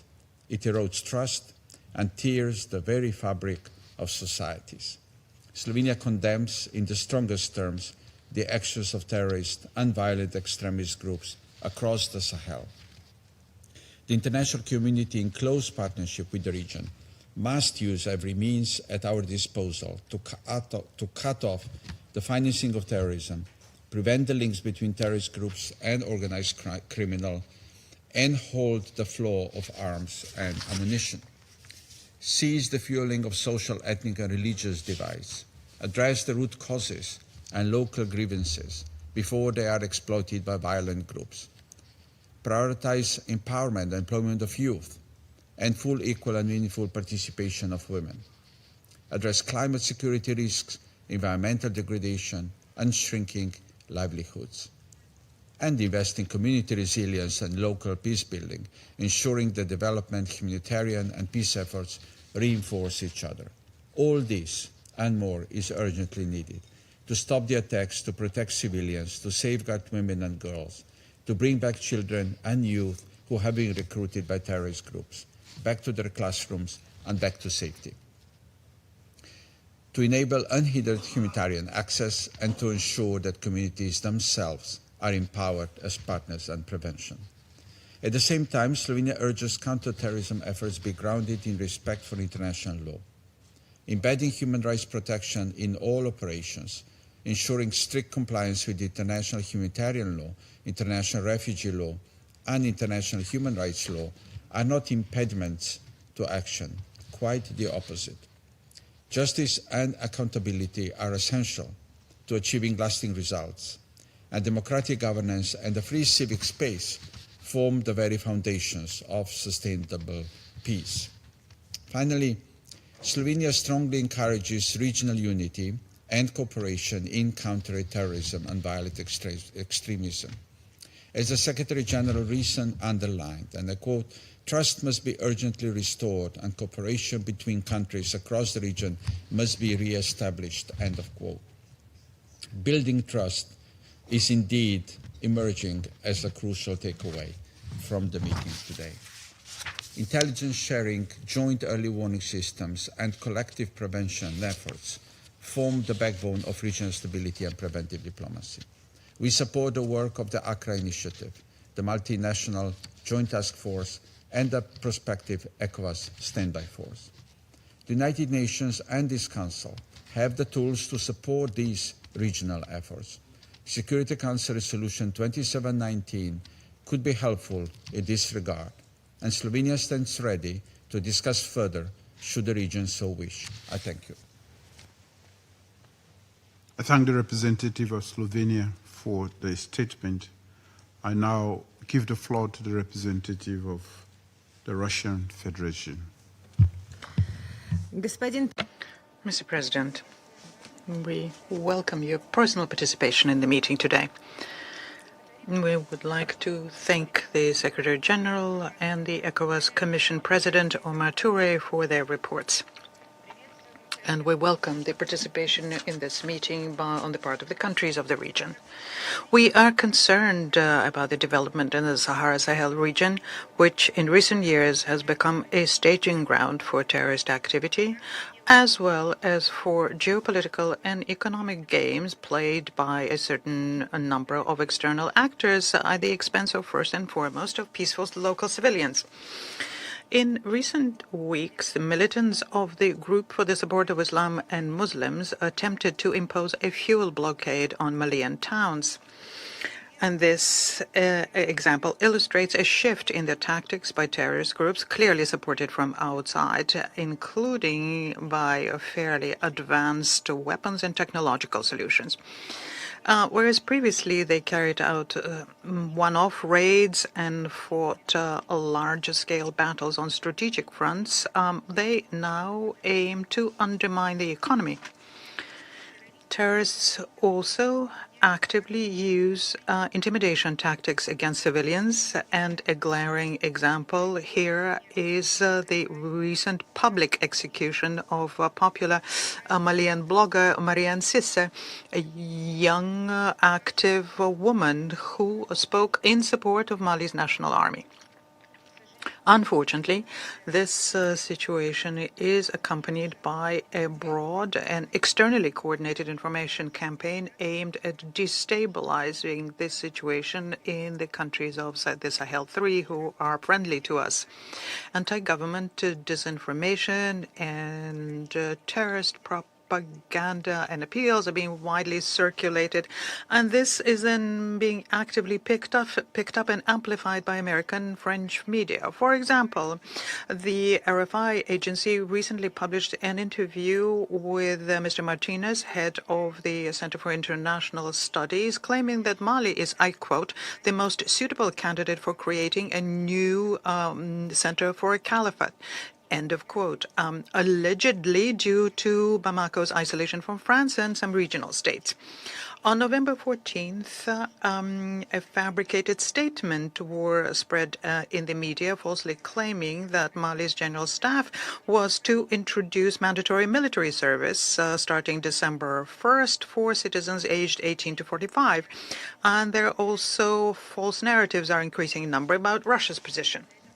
Against this background, what was not surprising was the decision made by Mali's High Communications Authority to suspend broadcasts by LCI and TF1, which were found to disseminate materials justifying terrorism and inciting destabilization. Recently, in Burkina Faso, an entire espionage network was uncovered. It was led by an EU-funded international NGO protection organization, which conveyed to foreign states confidential military, political, and administrative information about the country.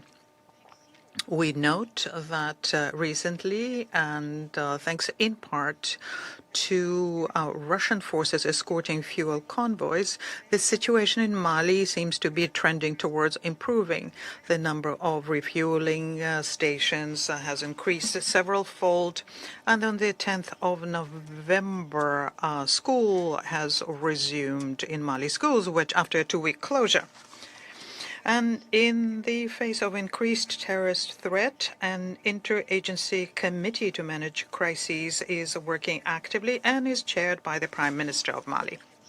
And we can see also that Mali's population firmly supports government's efforts to ensure the country's energy sovereignty.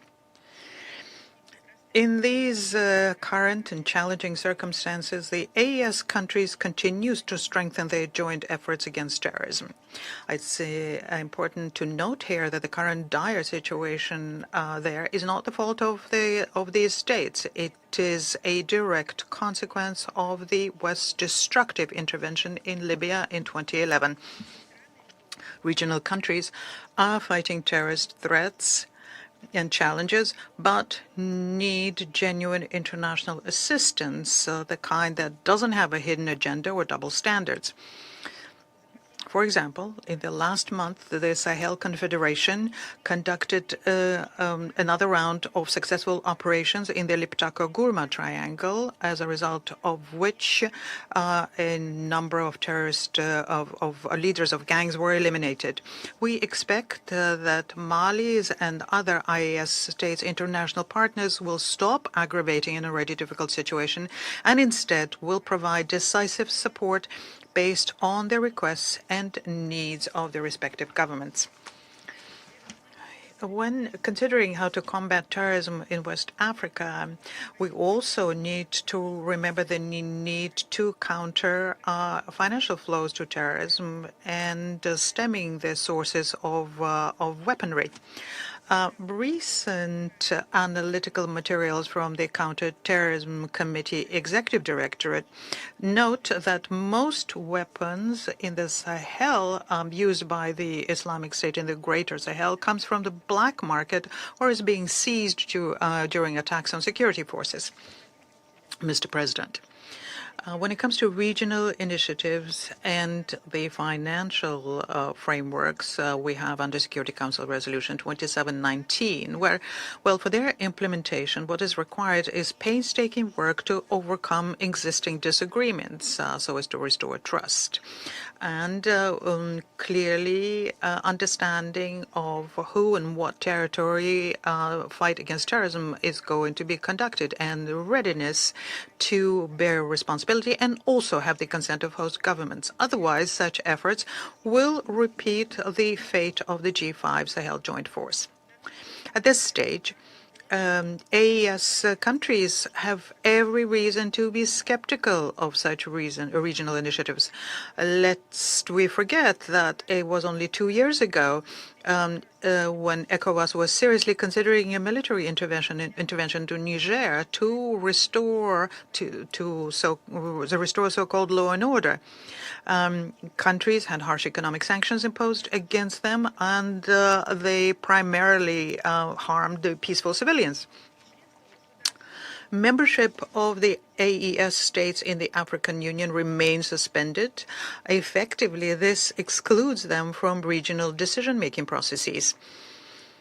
Against this backdrop, we noted the statement made by the AU Commission Chair, Mahmoud Ali Yusuf, on November 9th.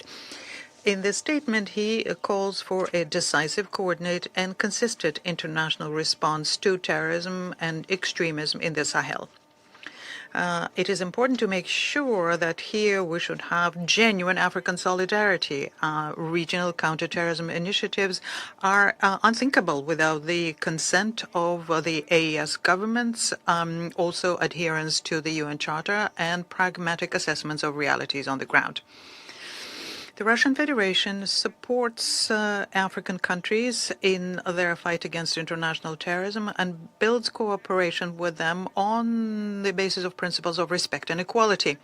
We will continue to strengthen the capacity of law enforcement and armed forces in the AES states, including through training their specialists. We see broad opportunity here to assist African national counterterrorism institutions using UN specialized structures, particularly the UN Office of Counterterrorism. We are convinced that today, more than ever, it is vital to provide technical assistance to African states in such areas as border security, information exchange, and countering terrorist financing. Projects to prevent terrorist use of weapons and improve interagency coordination in Africa, supported by the Russian Federation, have received extremely highly positive feedback from African partners. I thank you for your attention. I thank the representative of the Russian Federation for the statement, and I now give the floor to the representative of Somalia. Mr. President, I would like to begin by thanking Sierra Leone for convening this timely and important briefing on peace consolidation in West Africa and the Sahel region. We also thank the Secretary General and the President of ECOWAS Commission for their briefings. We welcome the participation of Mali on behalf of the Alliance of Sahel States, as well as Senegal, Burkina Faso, Ghana, and Cote d'Ivoire in this meeting. The situation of West Africa and Sahel remains deeply fragile. Terrorist groups continue to expand their reach, undermine the state authority, and inflict immense suffering on civilian populations, mainly women and children. Against this backdrop, I wish to highlight 3 key points. First, the rapid evolution of the terrorist groups demand stronger, coordinated regional action. The growing operational strength of the groups such as JNIM, ISGS, and ISWAP, including their use of drones, improvised explosive devices, and complex coordinated attacks, show that terrorists in this Sahel region is not only persistent but rapidly evolving. These groups have developed the ability to move across borders, disrupt the supply routes, seize economic assets, and impose blockades on the communities, demonstrating a dangerous level of organization and adaptability. Somalia underscores the urgent need for enhanced intelligence sharing, joint border operations, and rapid response capabilities across the region. We welcome ECOWAS's renewed attention to strengthening counter-terrorism coordination and encourages sustained dialogue between ECOWAS and Sahelian countries, including members of AES, to ensure that political differences do not undermine the collective security response. Fragmentation only benefits terrorist networks. Coordination is essential. Second, military operations must be matched with governance, service delivery, and resilience-building efforts. Our own experience in Somalia has shown that military pressure, no matter how effective it is, cannot defeat terrorism unless it's accompanied by the visible and trusted presence of the state.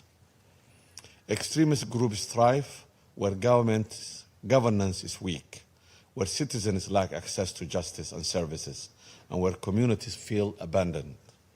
The recent blockade in Mali, attacks on vital transport corridors, and attempts by terrorist groups to impose parallel governance structures underscores how extremists exploit governance vacuums. We therefore stress the need to strengthen national institutions, restore essential services in a newly established and stabilized areas, and support local governance, policing, and justice capacity. Our national experience has also taught us that DDR is indispensable. Disarmament and disintegration of former fighters give us individuals, particularly youth, to a path out of violence and undercuts the extremist recruitment efforts. Sustained investment in the livelihood and inclusive opportunity is just as crucial. Peace and security cannot root without reconciliation, development, and programs that help marginalized communities, especially young people, who escape cycle of violence. Third, predictable, sustainable, and coordinated international support for Africa-led response is very essential. The magnitude of the threat requires a coherent and well-resourced regional strategy. Resolution 2719 of 2023 provides an important framework for enabling predictable and sustainable financing for African Union-led peace support operations. We encourage the Council to continue exploring how this framework can be applied to strengthen regional counterterrorism and stabilization efforts in West Africa and Sahel. Our delegation is also welcomes the ongoing discussion on strengthening of ECOWAS standby force and Accra initiatives and calls for robust international backing, financial, logistical, and technical to ensure this mechanism can deliver results. In doing so, international partners should prioritize support to national governments whose leadership and ownership are indispensable to any lasting solutions. Efforts to build resilience and security must respect the national sovereignty, regional frameworks, and international law, including human rights and humanitarian principles. Mr. President, Somalia stands in full solidarity with the countries of West Africa and the Sahel as they confront a threat that endangers regional and international peace and security. Our delegation commends their determination and resilience in addressing this challenge and reaffirms our readiness to share lessons learned from our own fight against terrorism. We remain committed to working with all partners within African Union, ECOWAS, and the United Nations to strengthen regional cooperation, empower national governments, which is essential for any success, and address the root causes of instability in a comprehensive and sustainable manner. I thank you, Mr. President.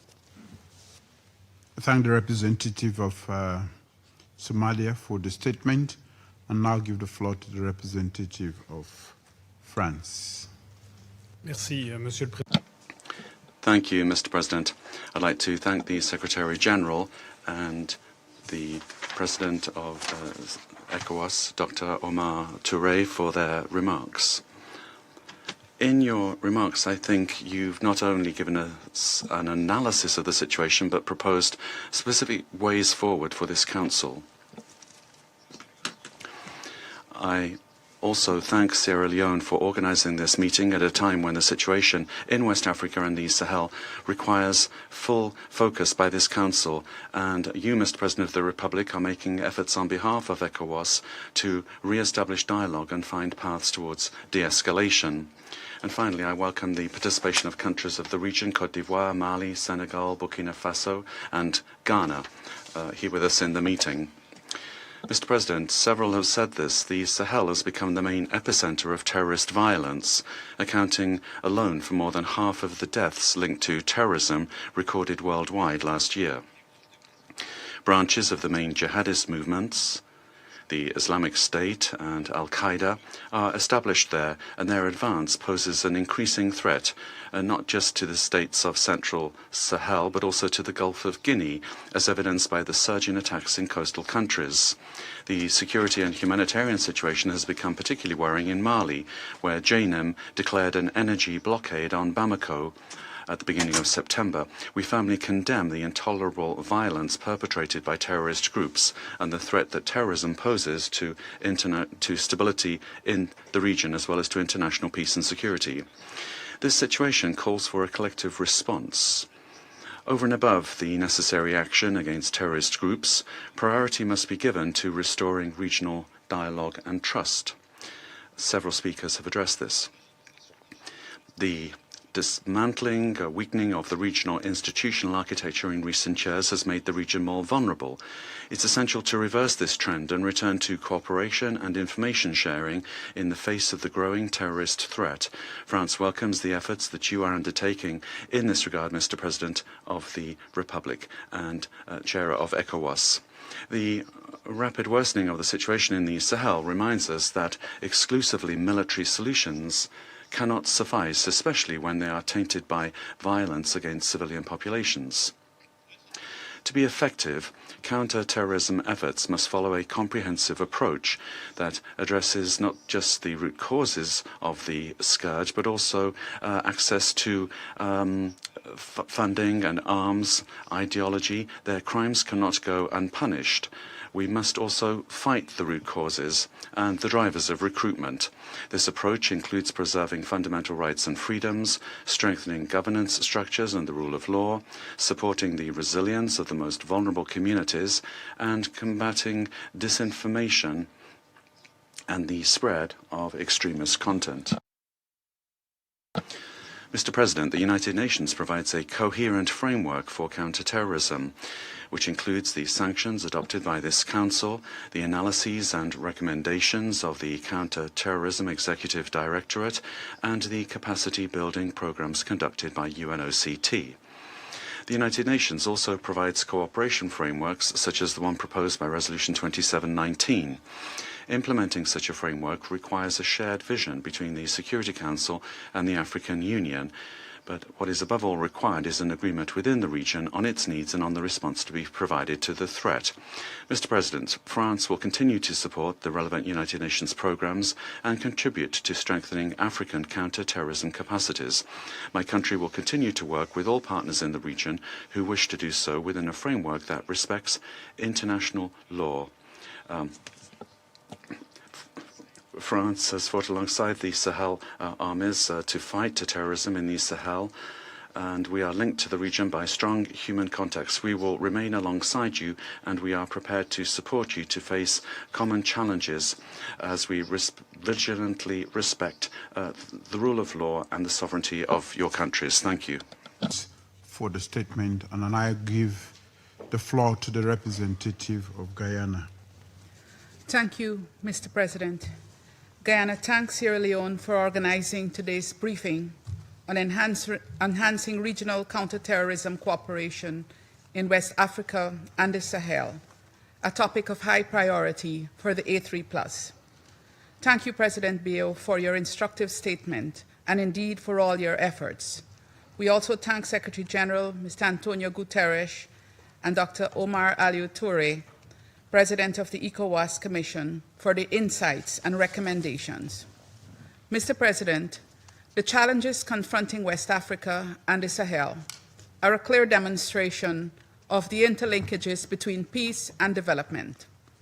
In recent years, the sub-region has seen an alarming escalation of terrorist activities, which further compounds the already severe humanitarian crises plaguing several countries in the region, due to conflict, climate change, and political instability. These factors are deeply interconnected with ongoing development challenges, including persistent poverty, high levels of food insecurity, and limited economic opportunities for an expanding youth population. Together, these create fertile breeding grounds for terrorist activities. This, however, is not news to anyone in this room. The challenges facing West Africa and the Sahel are quite visible and have been well elaborated in many Security Council discussions and resolutions. Similarly, it is widely recognized that the response to these interconnected challenges and the increasingly networked character of the terrorist threat must be comprehensive, sustained, and coordinated, simultaneously targeting both the root causes and immediate consequences. Where then lies the gap, and what specific enablers should be prioritized to enhance the effectiveness of African-led solutions already on the table? First, we must address the issue of external disruptive influences. They appear in many forms, creating barriers for effective collaboration among the countries in the region by sowing distrust and discord and exploiting governance deficits.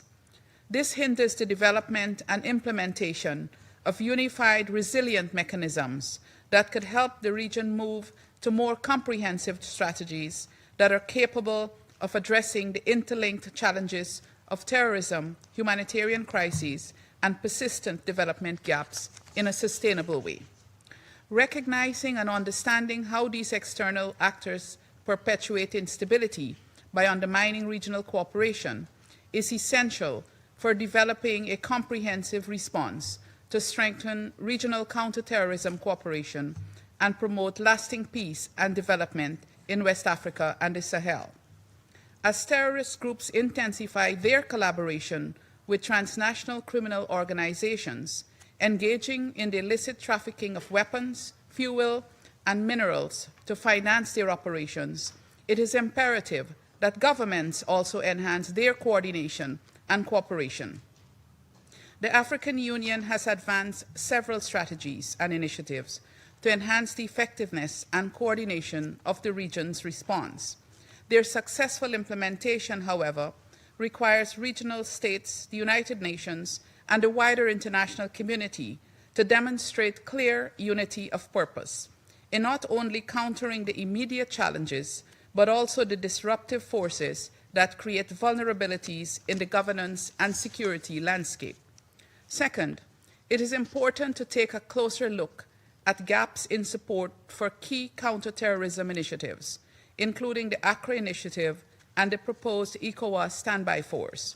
The effectiveness of these initiatives depends heavily on ongoing and committed financial support from the international community.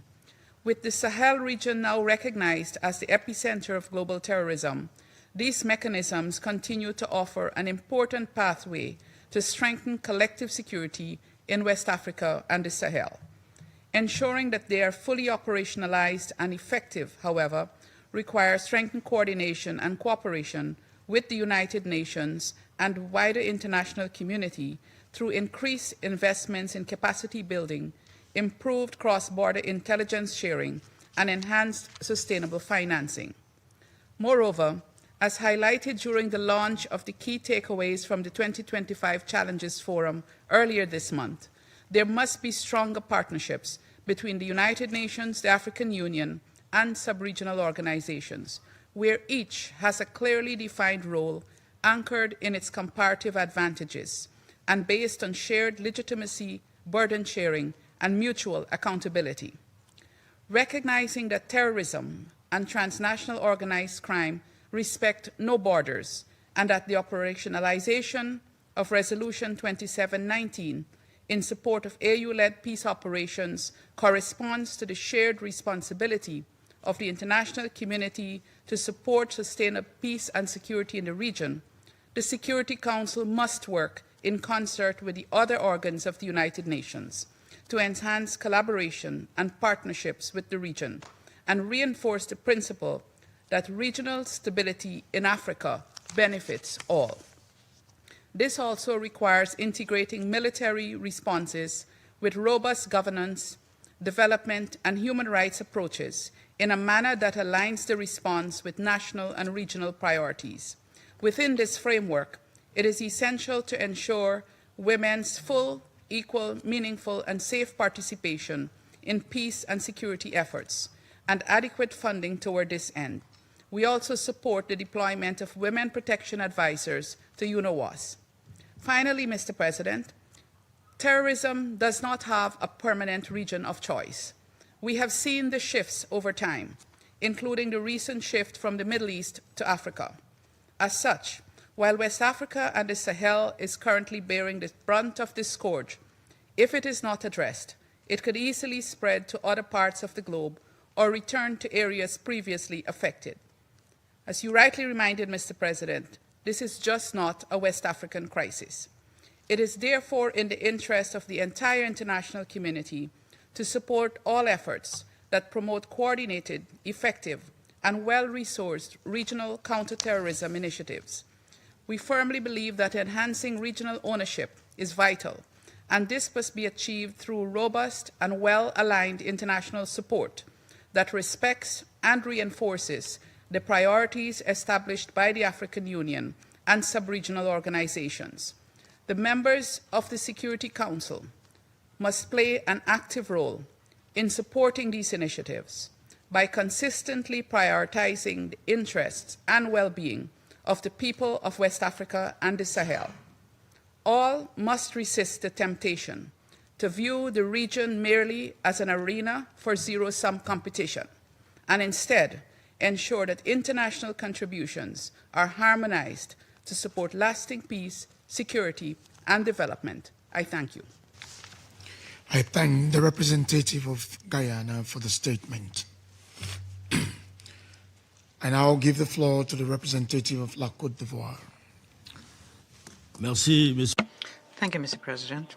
Mr. President, my delegation is honored to take the floor in front of this august assembly on the occasion of this important session dedicated to consolidating peace in West Africa under the enlightened presidency of His Excellency Dr. Julius Maada, President of the Sierra Leone, and we address fraternal greetings to you. We would like to take this opportunity to salute your leadership and the remarkable work accomplished at the head of our sub-regional organization, ECOWAS, Mr. Touré. Mr. President, Côte d'Ivoire welcomes this briefing on an issue of absolute urgency, which, while primarily affecting West Africa and the Sahel countries, also is a major challenge for international peace and stability, given the manifestations of the phenomenon and its scope. And we thank the Secretary General and the President of the ECOWAS Commission, Dr. Touré, for their enlightening presentations. Mr. President, the terrorist threat in West Africa and the Sahel has reached unprecedented scale and severity, and it has made the region for 2 consecutive years the global epicenter of terrorism. This situation has unfortunately deteriorated sharply recently, with a growing number of attacks and territorial advances made by jihadist groups, particularly in Mali. And worryingly, the threat is also spreading towards southern coastal areas and states.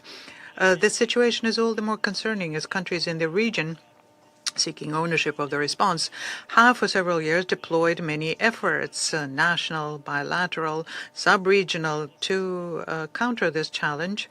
And this was done often with the support of international partners.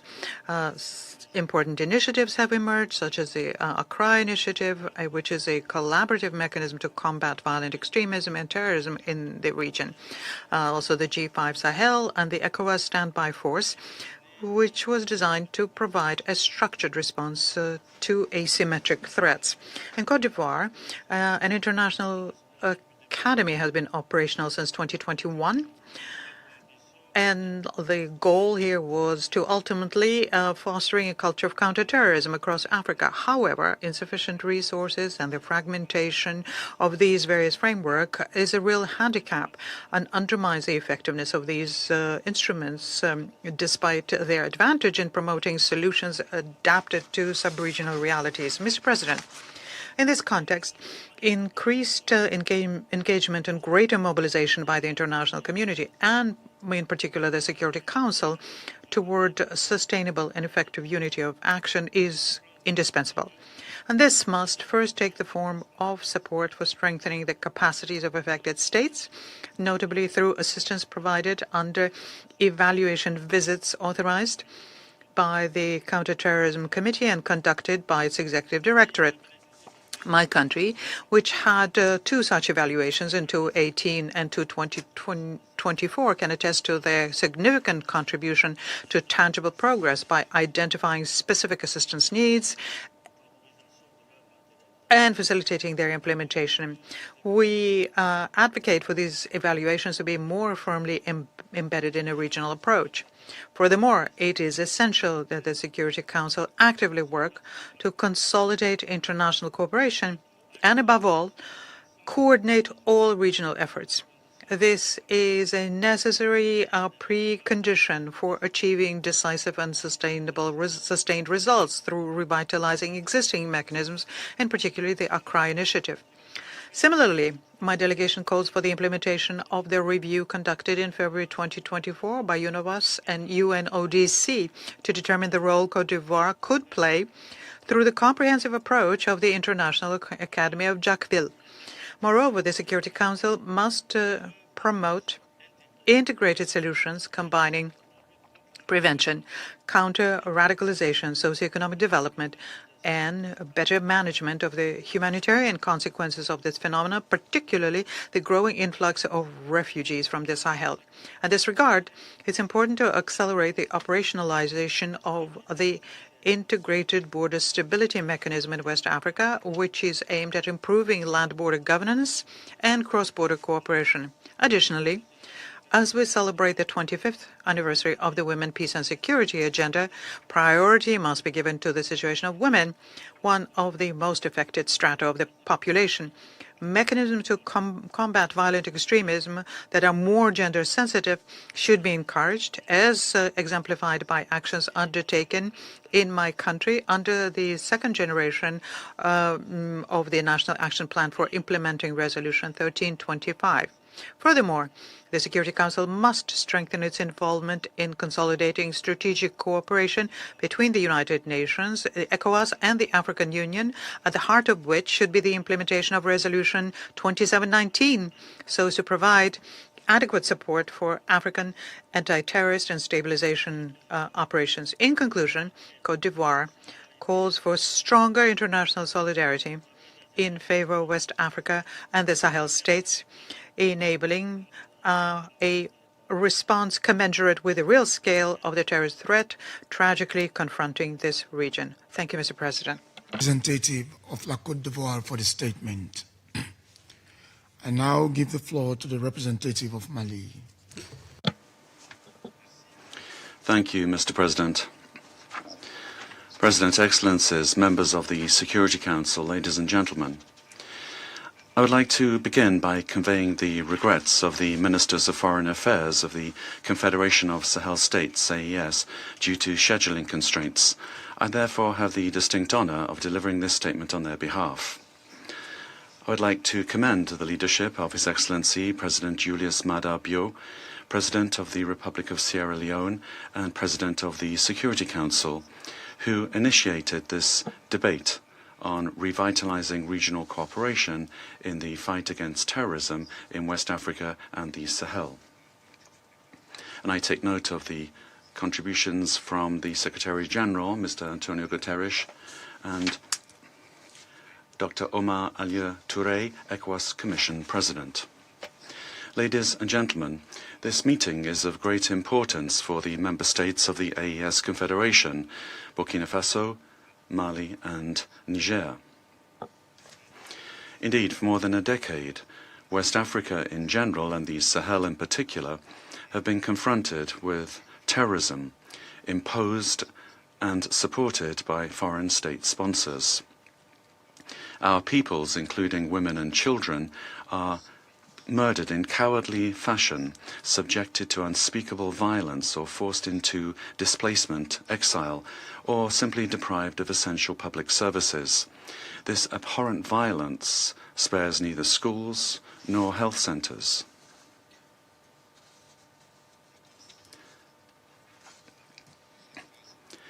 And since they can no longer withstand the efforts of our courageous defense and security forces, criminal groups have resorted to economic terrorism, attacking civilian infrastructure and supply routes.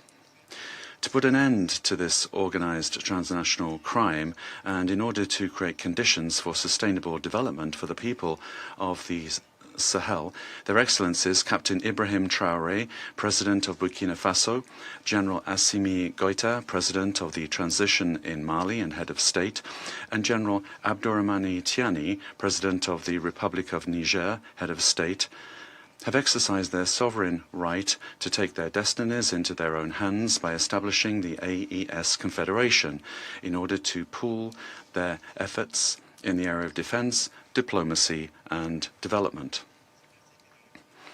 Thus, in the field of defense, the defense and security forces of the Confederation of Sahel States fight together bravely and tirelessly against criminal and extremist organizations. And here I would like to pay special tribute to our joint forces, confederal forces, for the sacrifices that they make on a daily basis to keep our territories secure, as well as our peoples and our property secure. However, I must emphasize that the fight against terrorism must remain a regional and international effort, especially given the expansion of the terrorist threat in West Africa and beyond. We are therefore fully open to cooperation with countries of the region and with all partners who, of course, wish to engage with us in full respect of the sovereignty of our states, as well as with our strategic choices, our choice of partners and the interests of our peoples.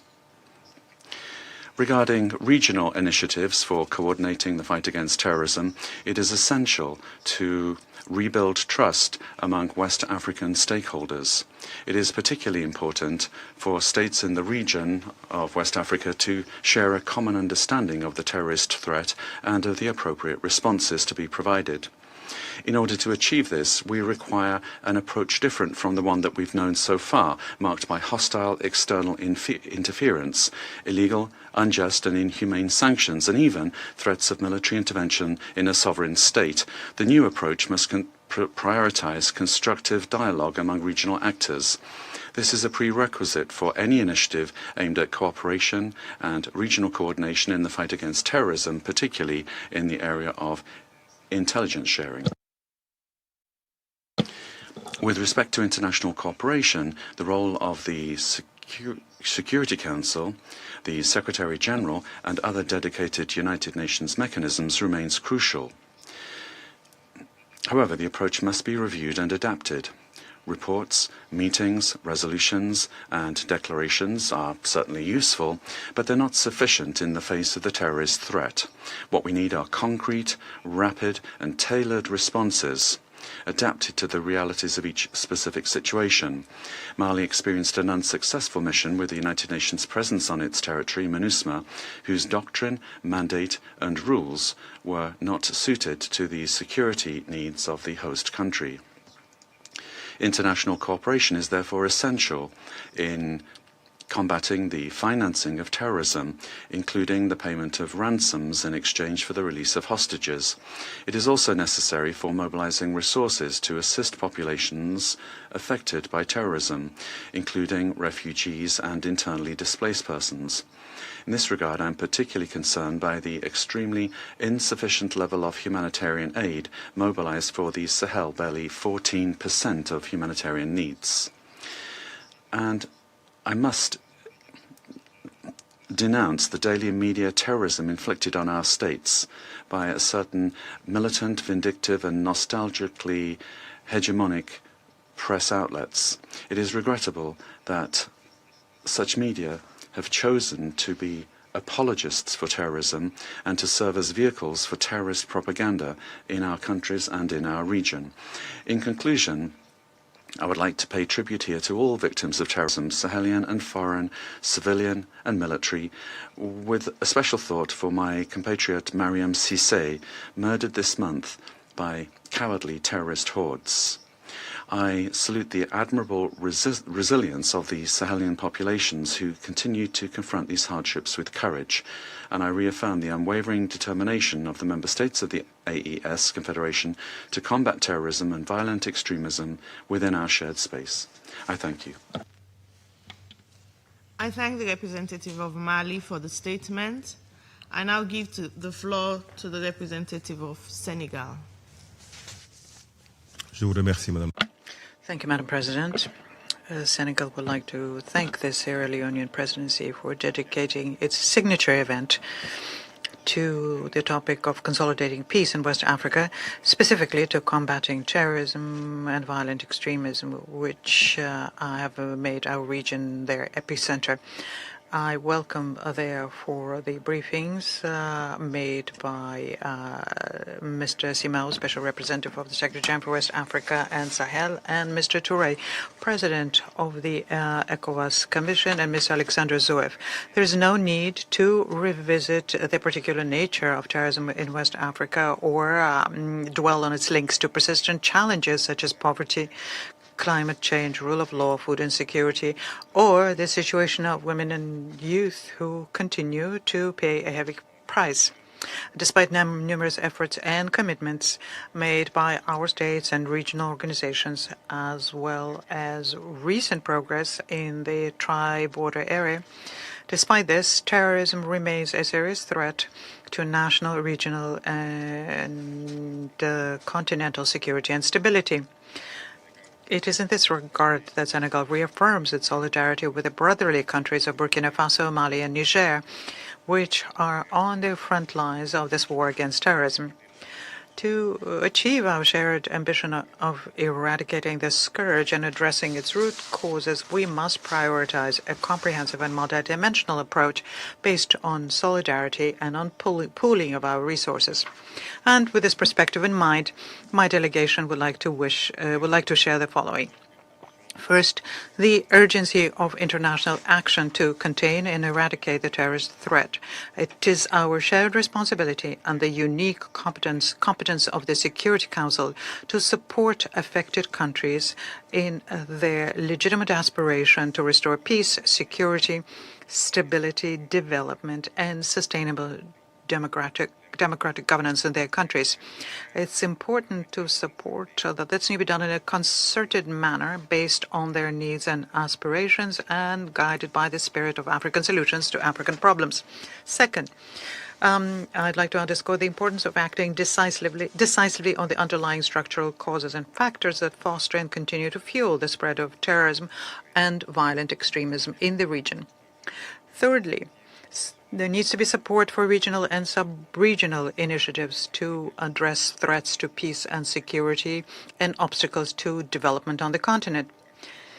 Here, we must to assess the adaptability of regional tools and reflect on correcting the shortcomings in our alert and response mechanisms. We also need to underscore that it's imperative for greater effectiveness to have a greater synergy among national and regional strategies and improved coordination and streamlining of initiatives.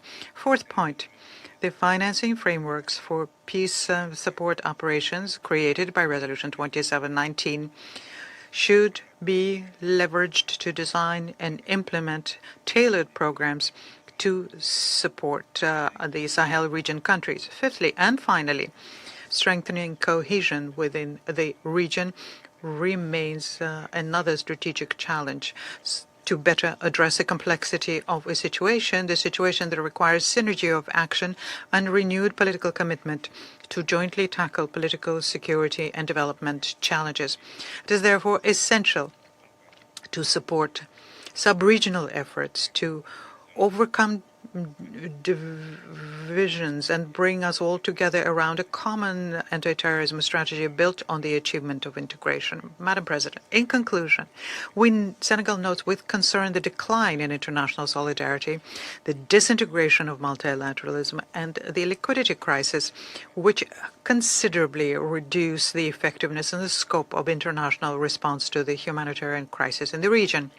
In line with the United Nations integrated strategy for the Sahel, it is urgent to support humanitarian efforts for countries in the region and to intensify the mobilization of predictable, adequate, and sustainable financial and material resources to back peace initiatives in the region. My delegation recalls that the protection of civilians is a moral obligation and a legal imperative from which the international community cannot, under any circumstances, exempt itself. Senegal reaffirms its commitment to act alongside all of its partners to consolidate our joint efforts towards a West Africa which is integrated and free from the terrorist threat. I thank you for your attention, Madam President. I thank the representative of Senegal for the statement. I now give the floor to the representative of Burkina Faso. Thank you, Madam President. Excellencies, President of the Republic of Sierra Leone and President for the month of the Security Council, Excellencies, members of the Council. Madam President, I thank you for including us in this briefing devoted to peace building in West Africa and to the fight against terrorism in our region. And I would also like to express thanks for the briefings from the President of the Council, the Secretary General, and the President of the ECOWAS Commission. Burkina Faso aligns itself with the statement delivered by the Republic of Mali on behalf of the Confederation of Sahel States and wishes to make a few remarks in our national capacity. Madam President, thanks to the joint efforts of the State of Burkina Faso, the AES and our partners, significant results have been achieved.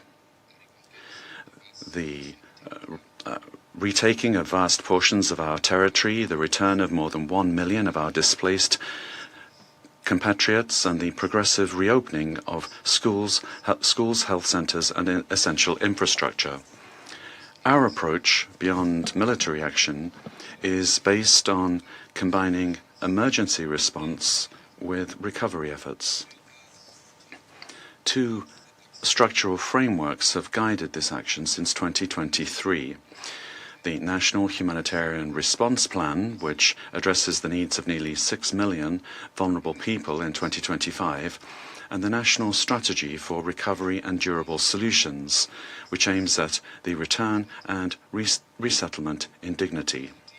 These tools are already producing tangible results and must be strengthened with the continued support of our partners. Madam President, the fight against terrorism cannot be won without coherent, predictable international support that is free from domestic political considerations.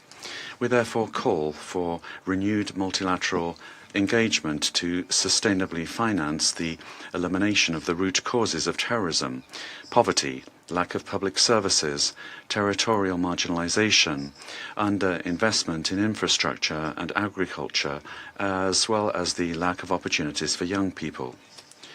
Multilateral financial institutions must fully play their role. We urge them to support the countries of the Sahel based on their real needs and not on short-term political considerations. This is essential for building peace and for regional stability. Madam President, terrorism in the Sahel, as we know, thrives with the support of its international and state sponsors. It also feeds on transnational networks involved in arms trafficking, money laundering, and various forms of organized crime. An integrated regional and international response based on solidarity and strategic coherence is therefore indispensable. Burkina Faso would like to thank the sanctions committees for their work and encourages them to strengthen their efforts so that no state or non-state actor can serve as a support base for financing terrorism. Burkina Faso remains fully willing to work with all its partners in respect of its sovereign choices in the service of the security and sustainable development of our peoples. I thank you. I thank the representative of Burkina Faso for the statement. I now give the floor to the representative of Ghana. Mr. President, Ghana congratulates Sierra Leone on her assumption of the presidency of the Security Council for the month of November. We thank you for convening this all-important meeting, and our thanks also go to President Maada, the chairperson of the ECOWAS Authority of Heads of State and Government, as well as Secretary General Guterres and the ECOWAS Commission President for their very insightful briefing. The consolidation of peace in West Africa in recent times has become one of the many challenges faced by our multilateral system. Accordingly, the timing of this debate could not have been more appropriate. West Africa and the Sahel are facing unprecedented security threats from extremist groups, including the Islamic State in the Greater Sahara, Jenim, Boko Haram, and the Islamic State West Africa province. These groups have taken advantage of weak governance, power vacuums, and porous borders, among others, to undermine existing structures of governance, oppress and destabilize communities, displace civilian populations, and create economic disruptions. Additionally, food insecurity, which is a direct consequence of climate pressures, is driving a significant human toll in the region. The situation demands a coordinated and multifaceted approach blending security measures with governance reforms and economic development to mitigate the complex threats facing the region. Ghana has consistently joined in the multilateral work against the rise in terrorism in our region. Our concern is not merely born out of geographical ties, but entrenched in historical geopolitical bonds and the common quest for sustainable peace and development in the region. Ghana, in close partnership with ECOWAS, is actively engaged in promoting a platform for dialogue to address the security threats facing the region, including its coastal states.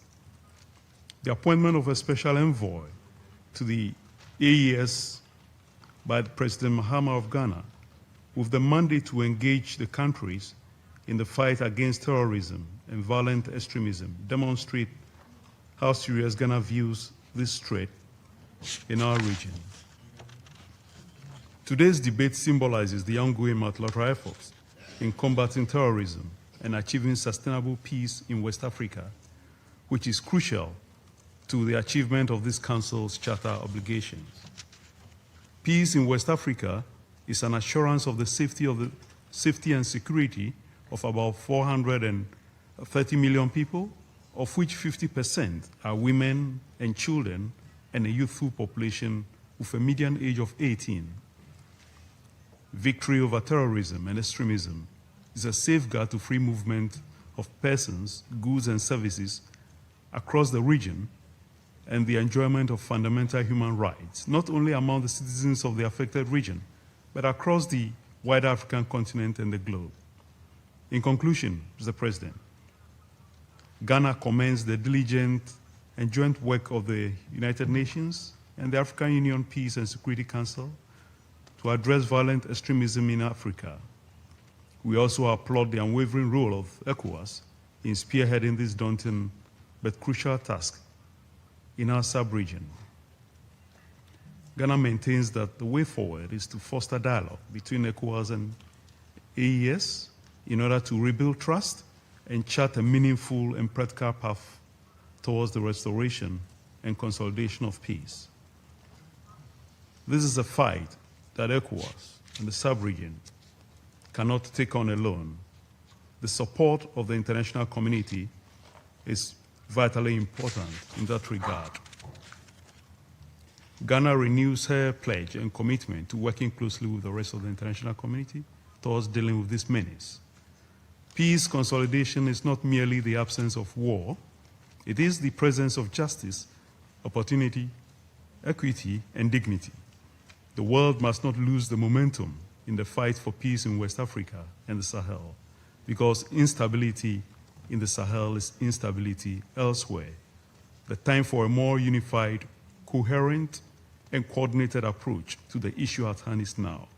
Let us continue to work towards a safe and peaceful West Africa, where peace will no longer be an ambition, but a daily reality for all. I thank you. I thank the representative of Ghana for the statement. There are no more names inscribed in the list of speakers. The meeting is adjourned.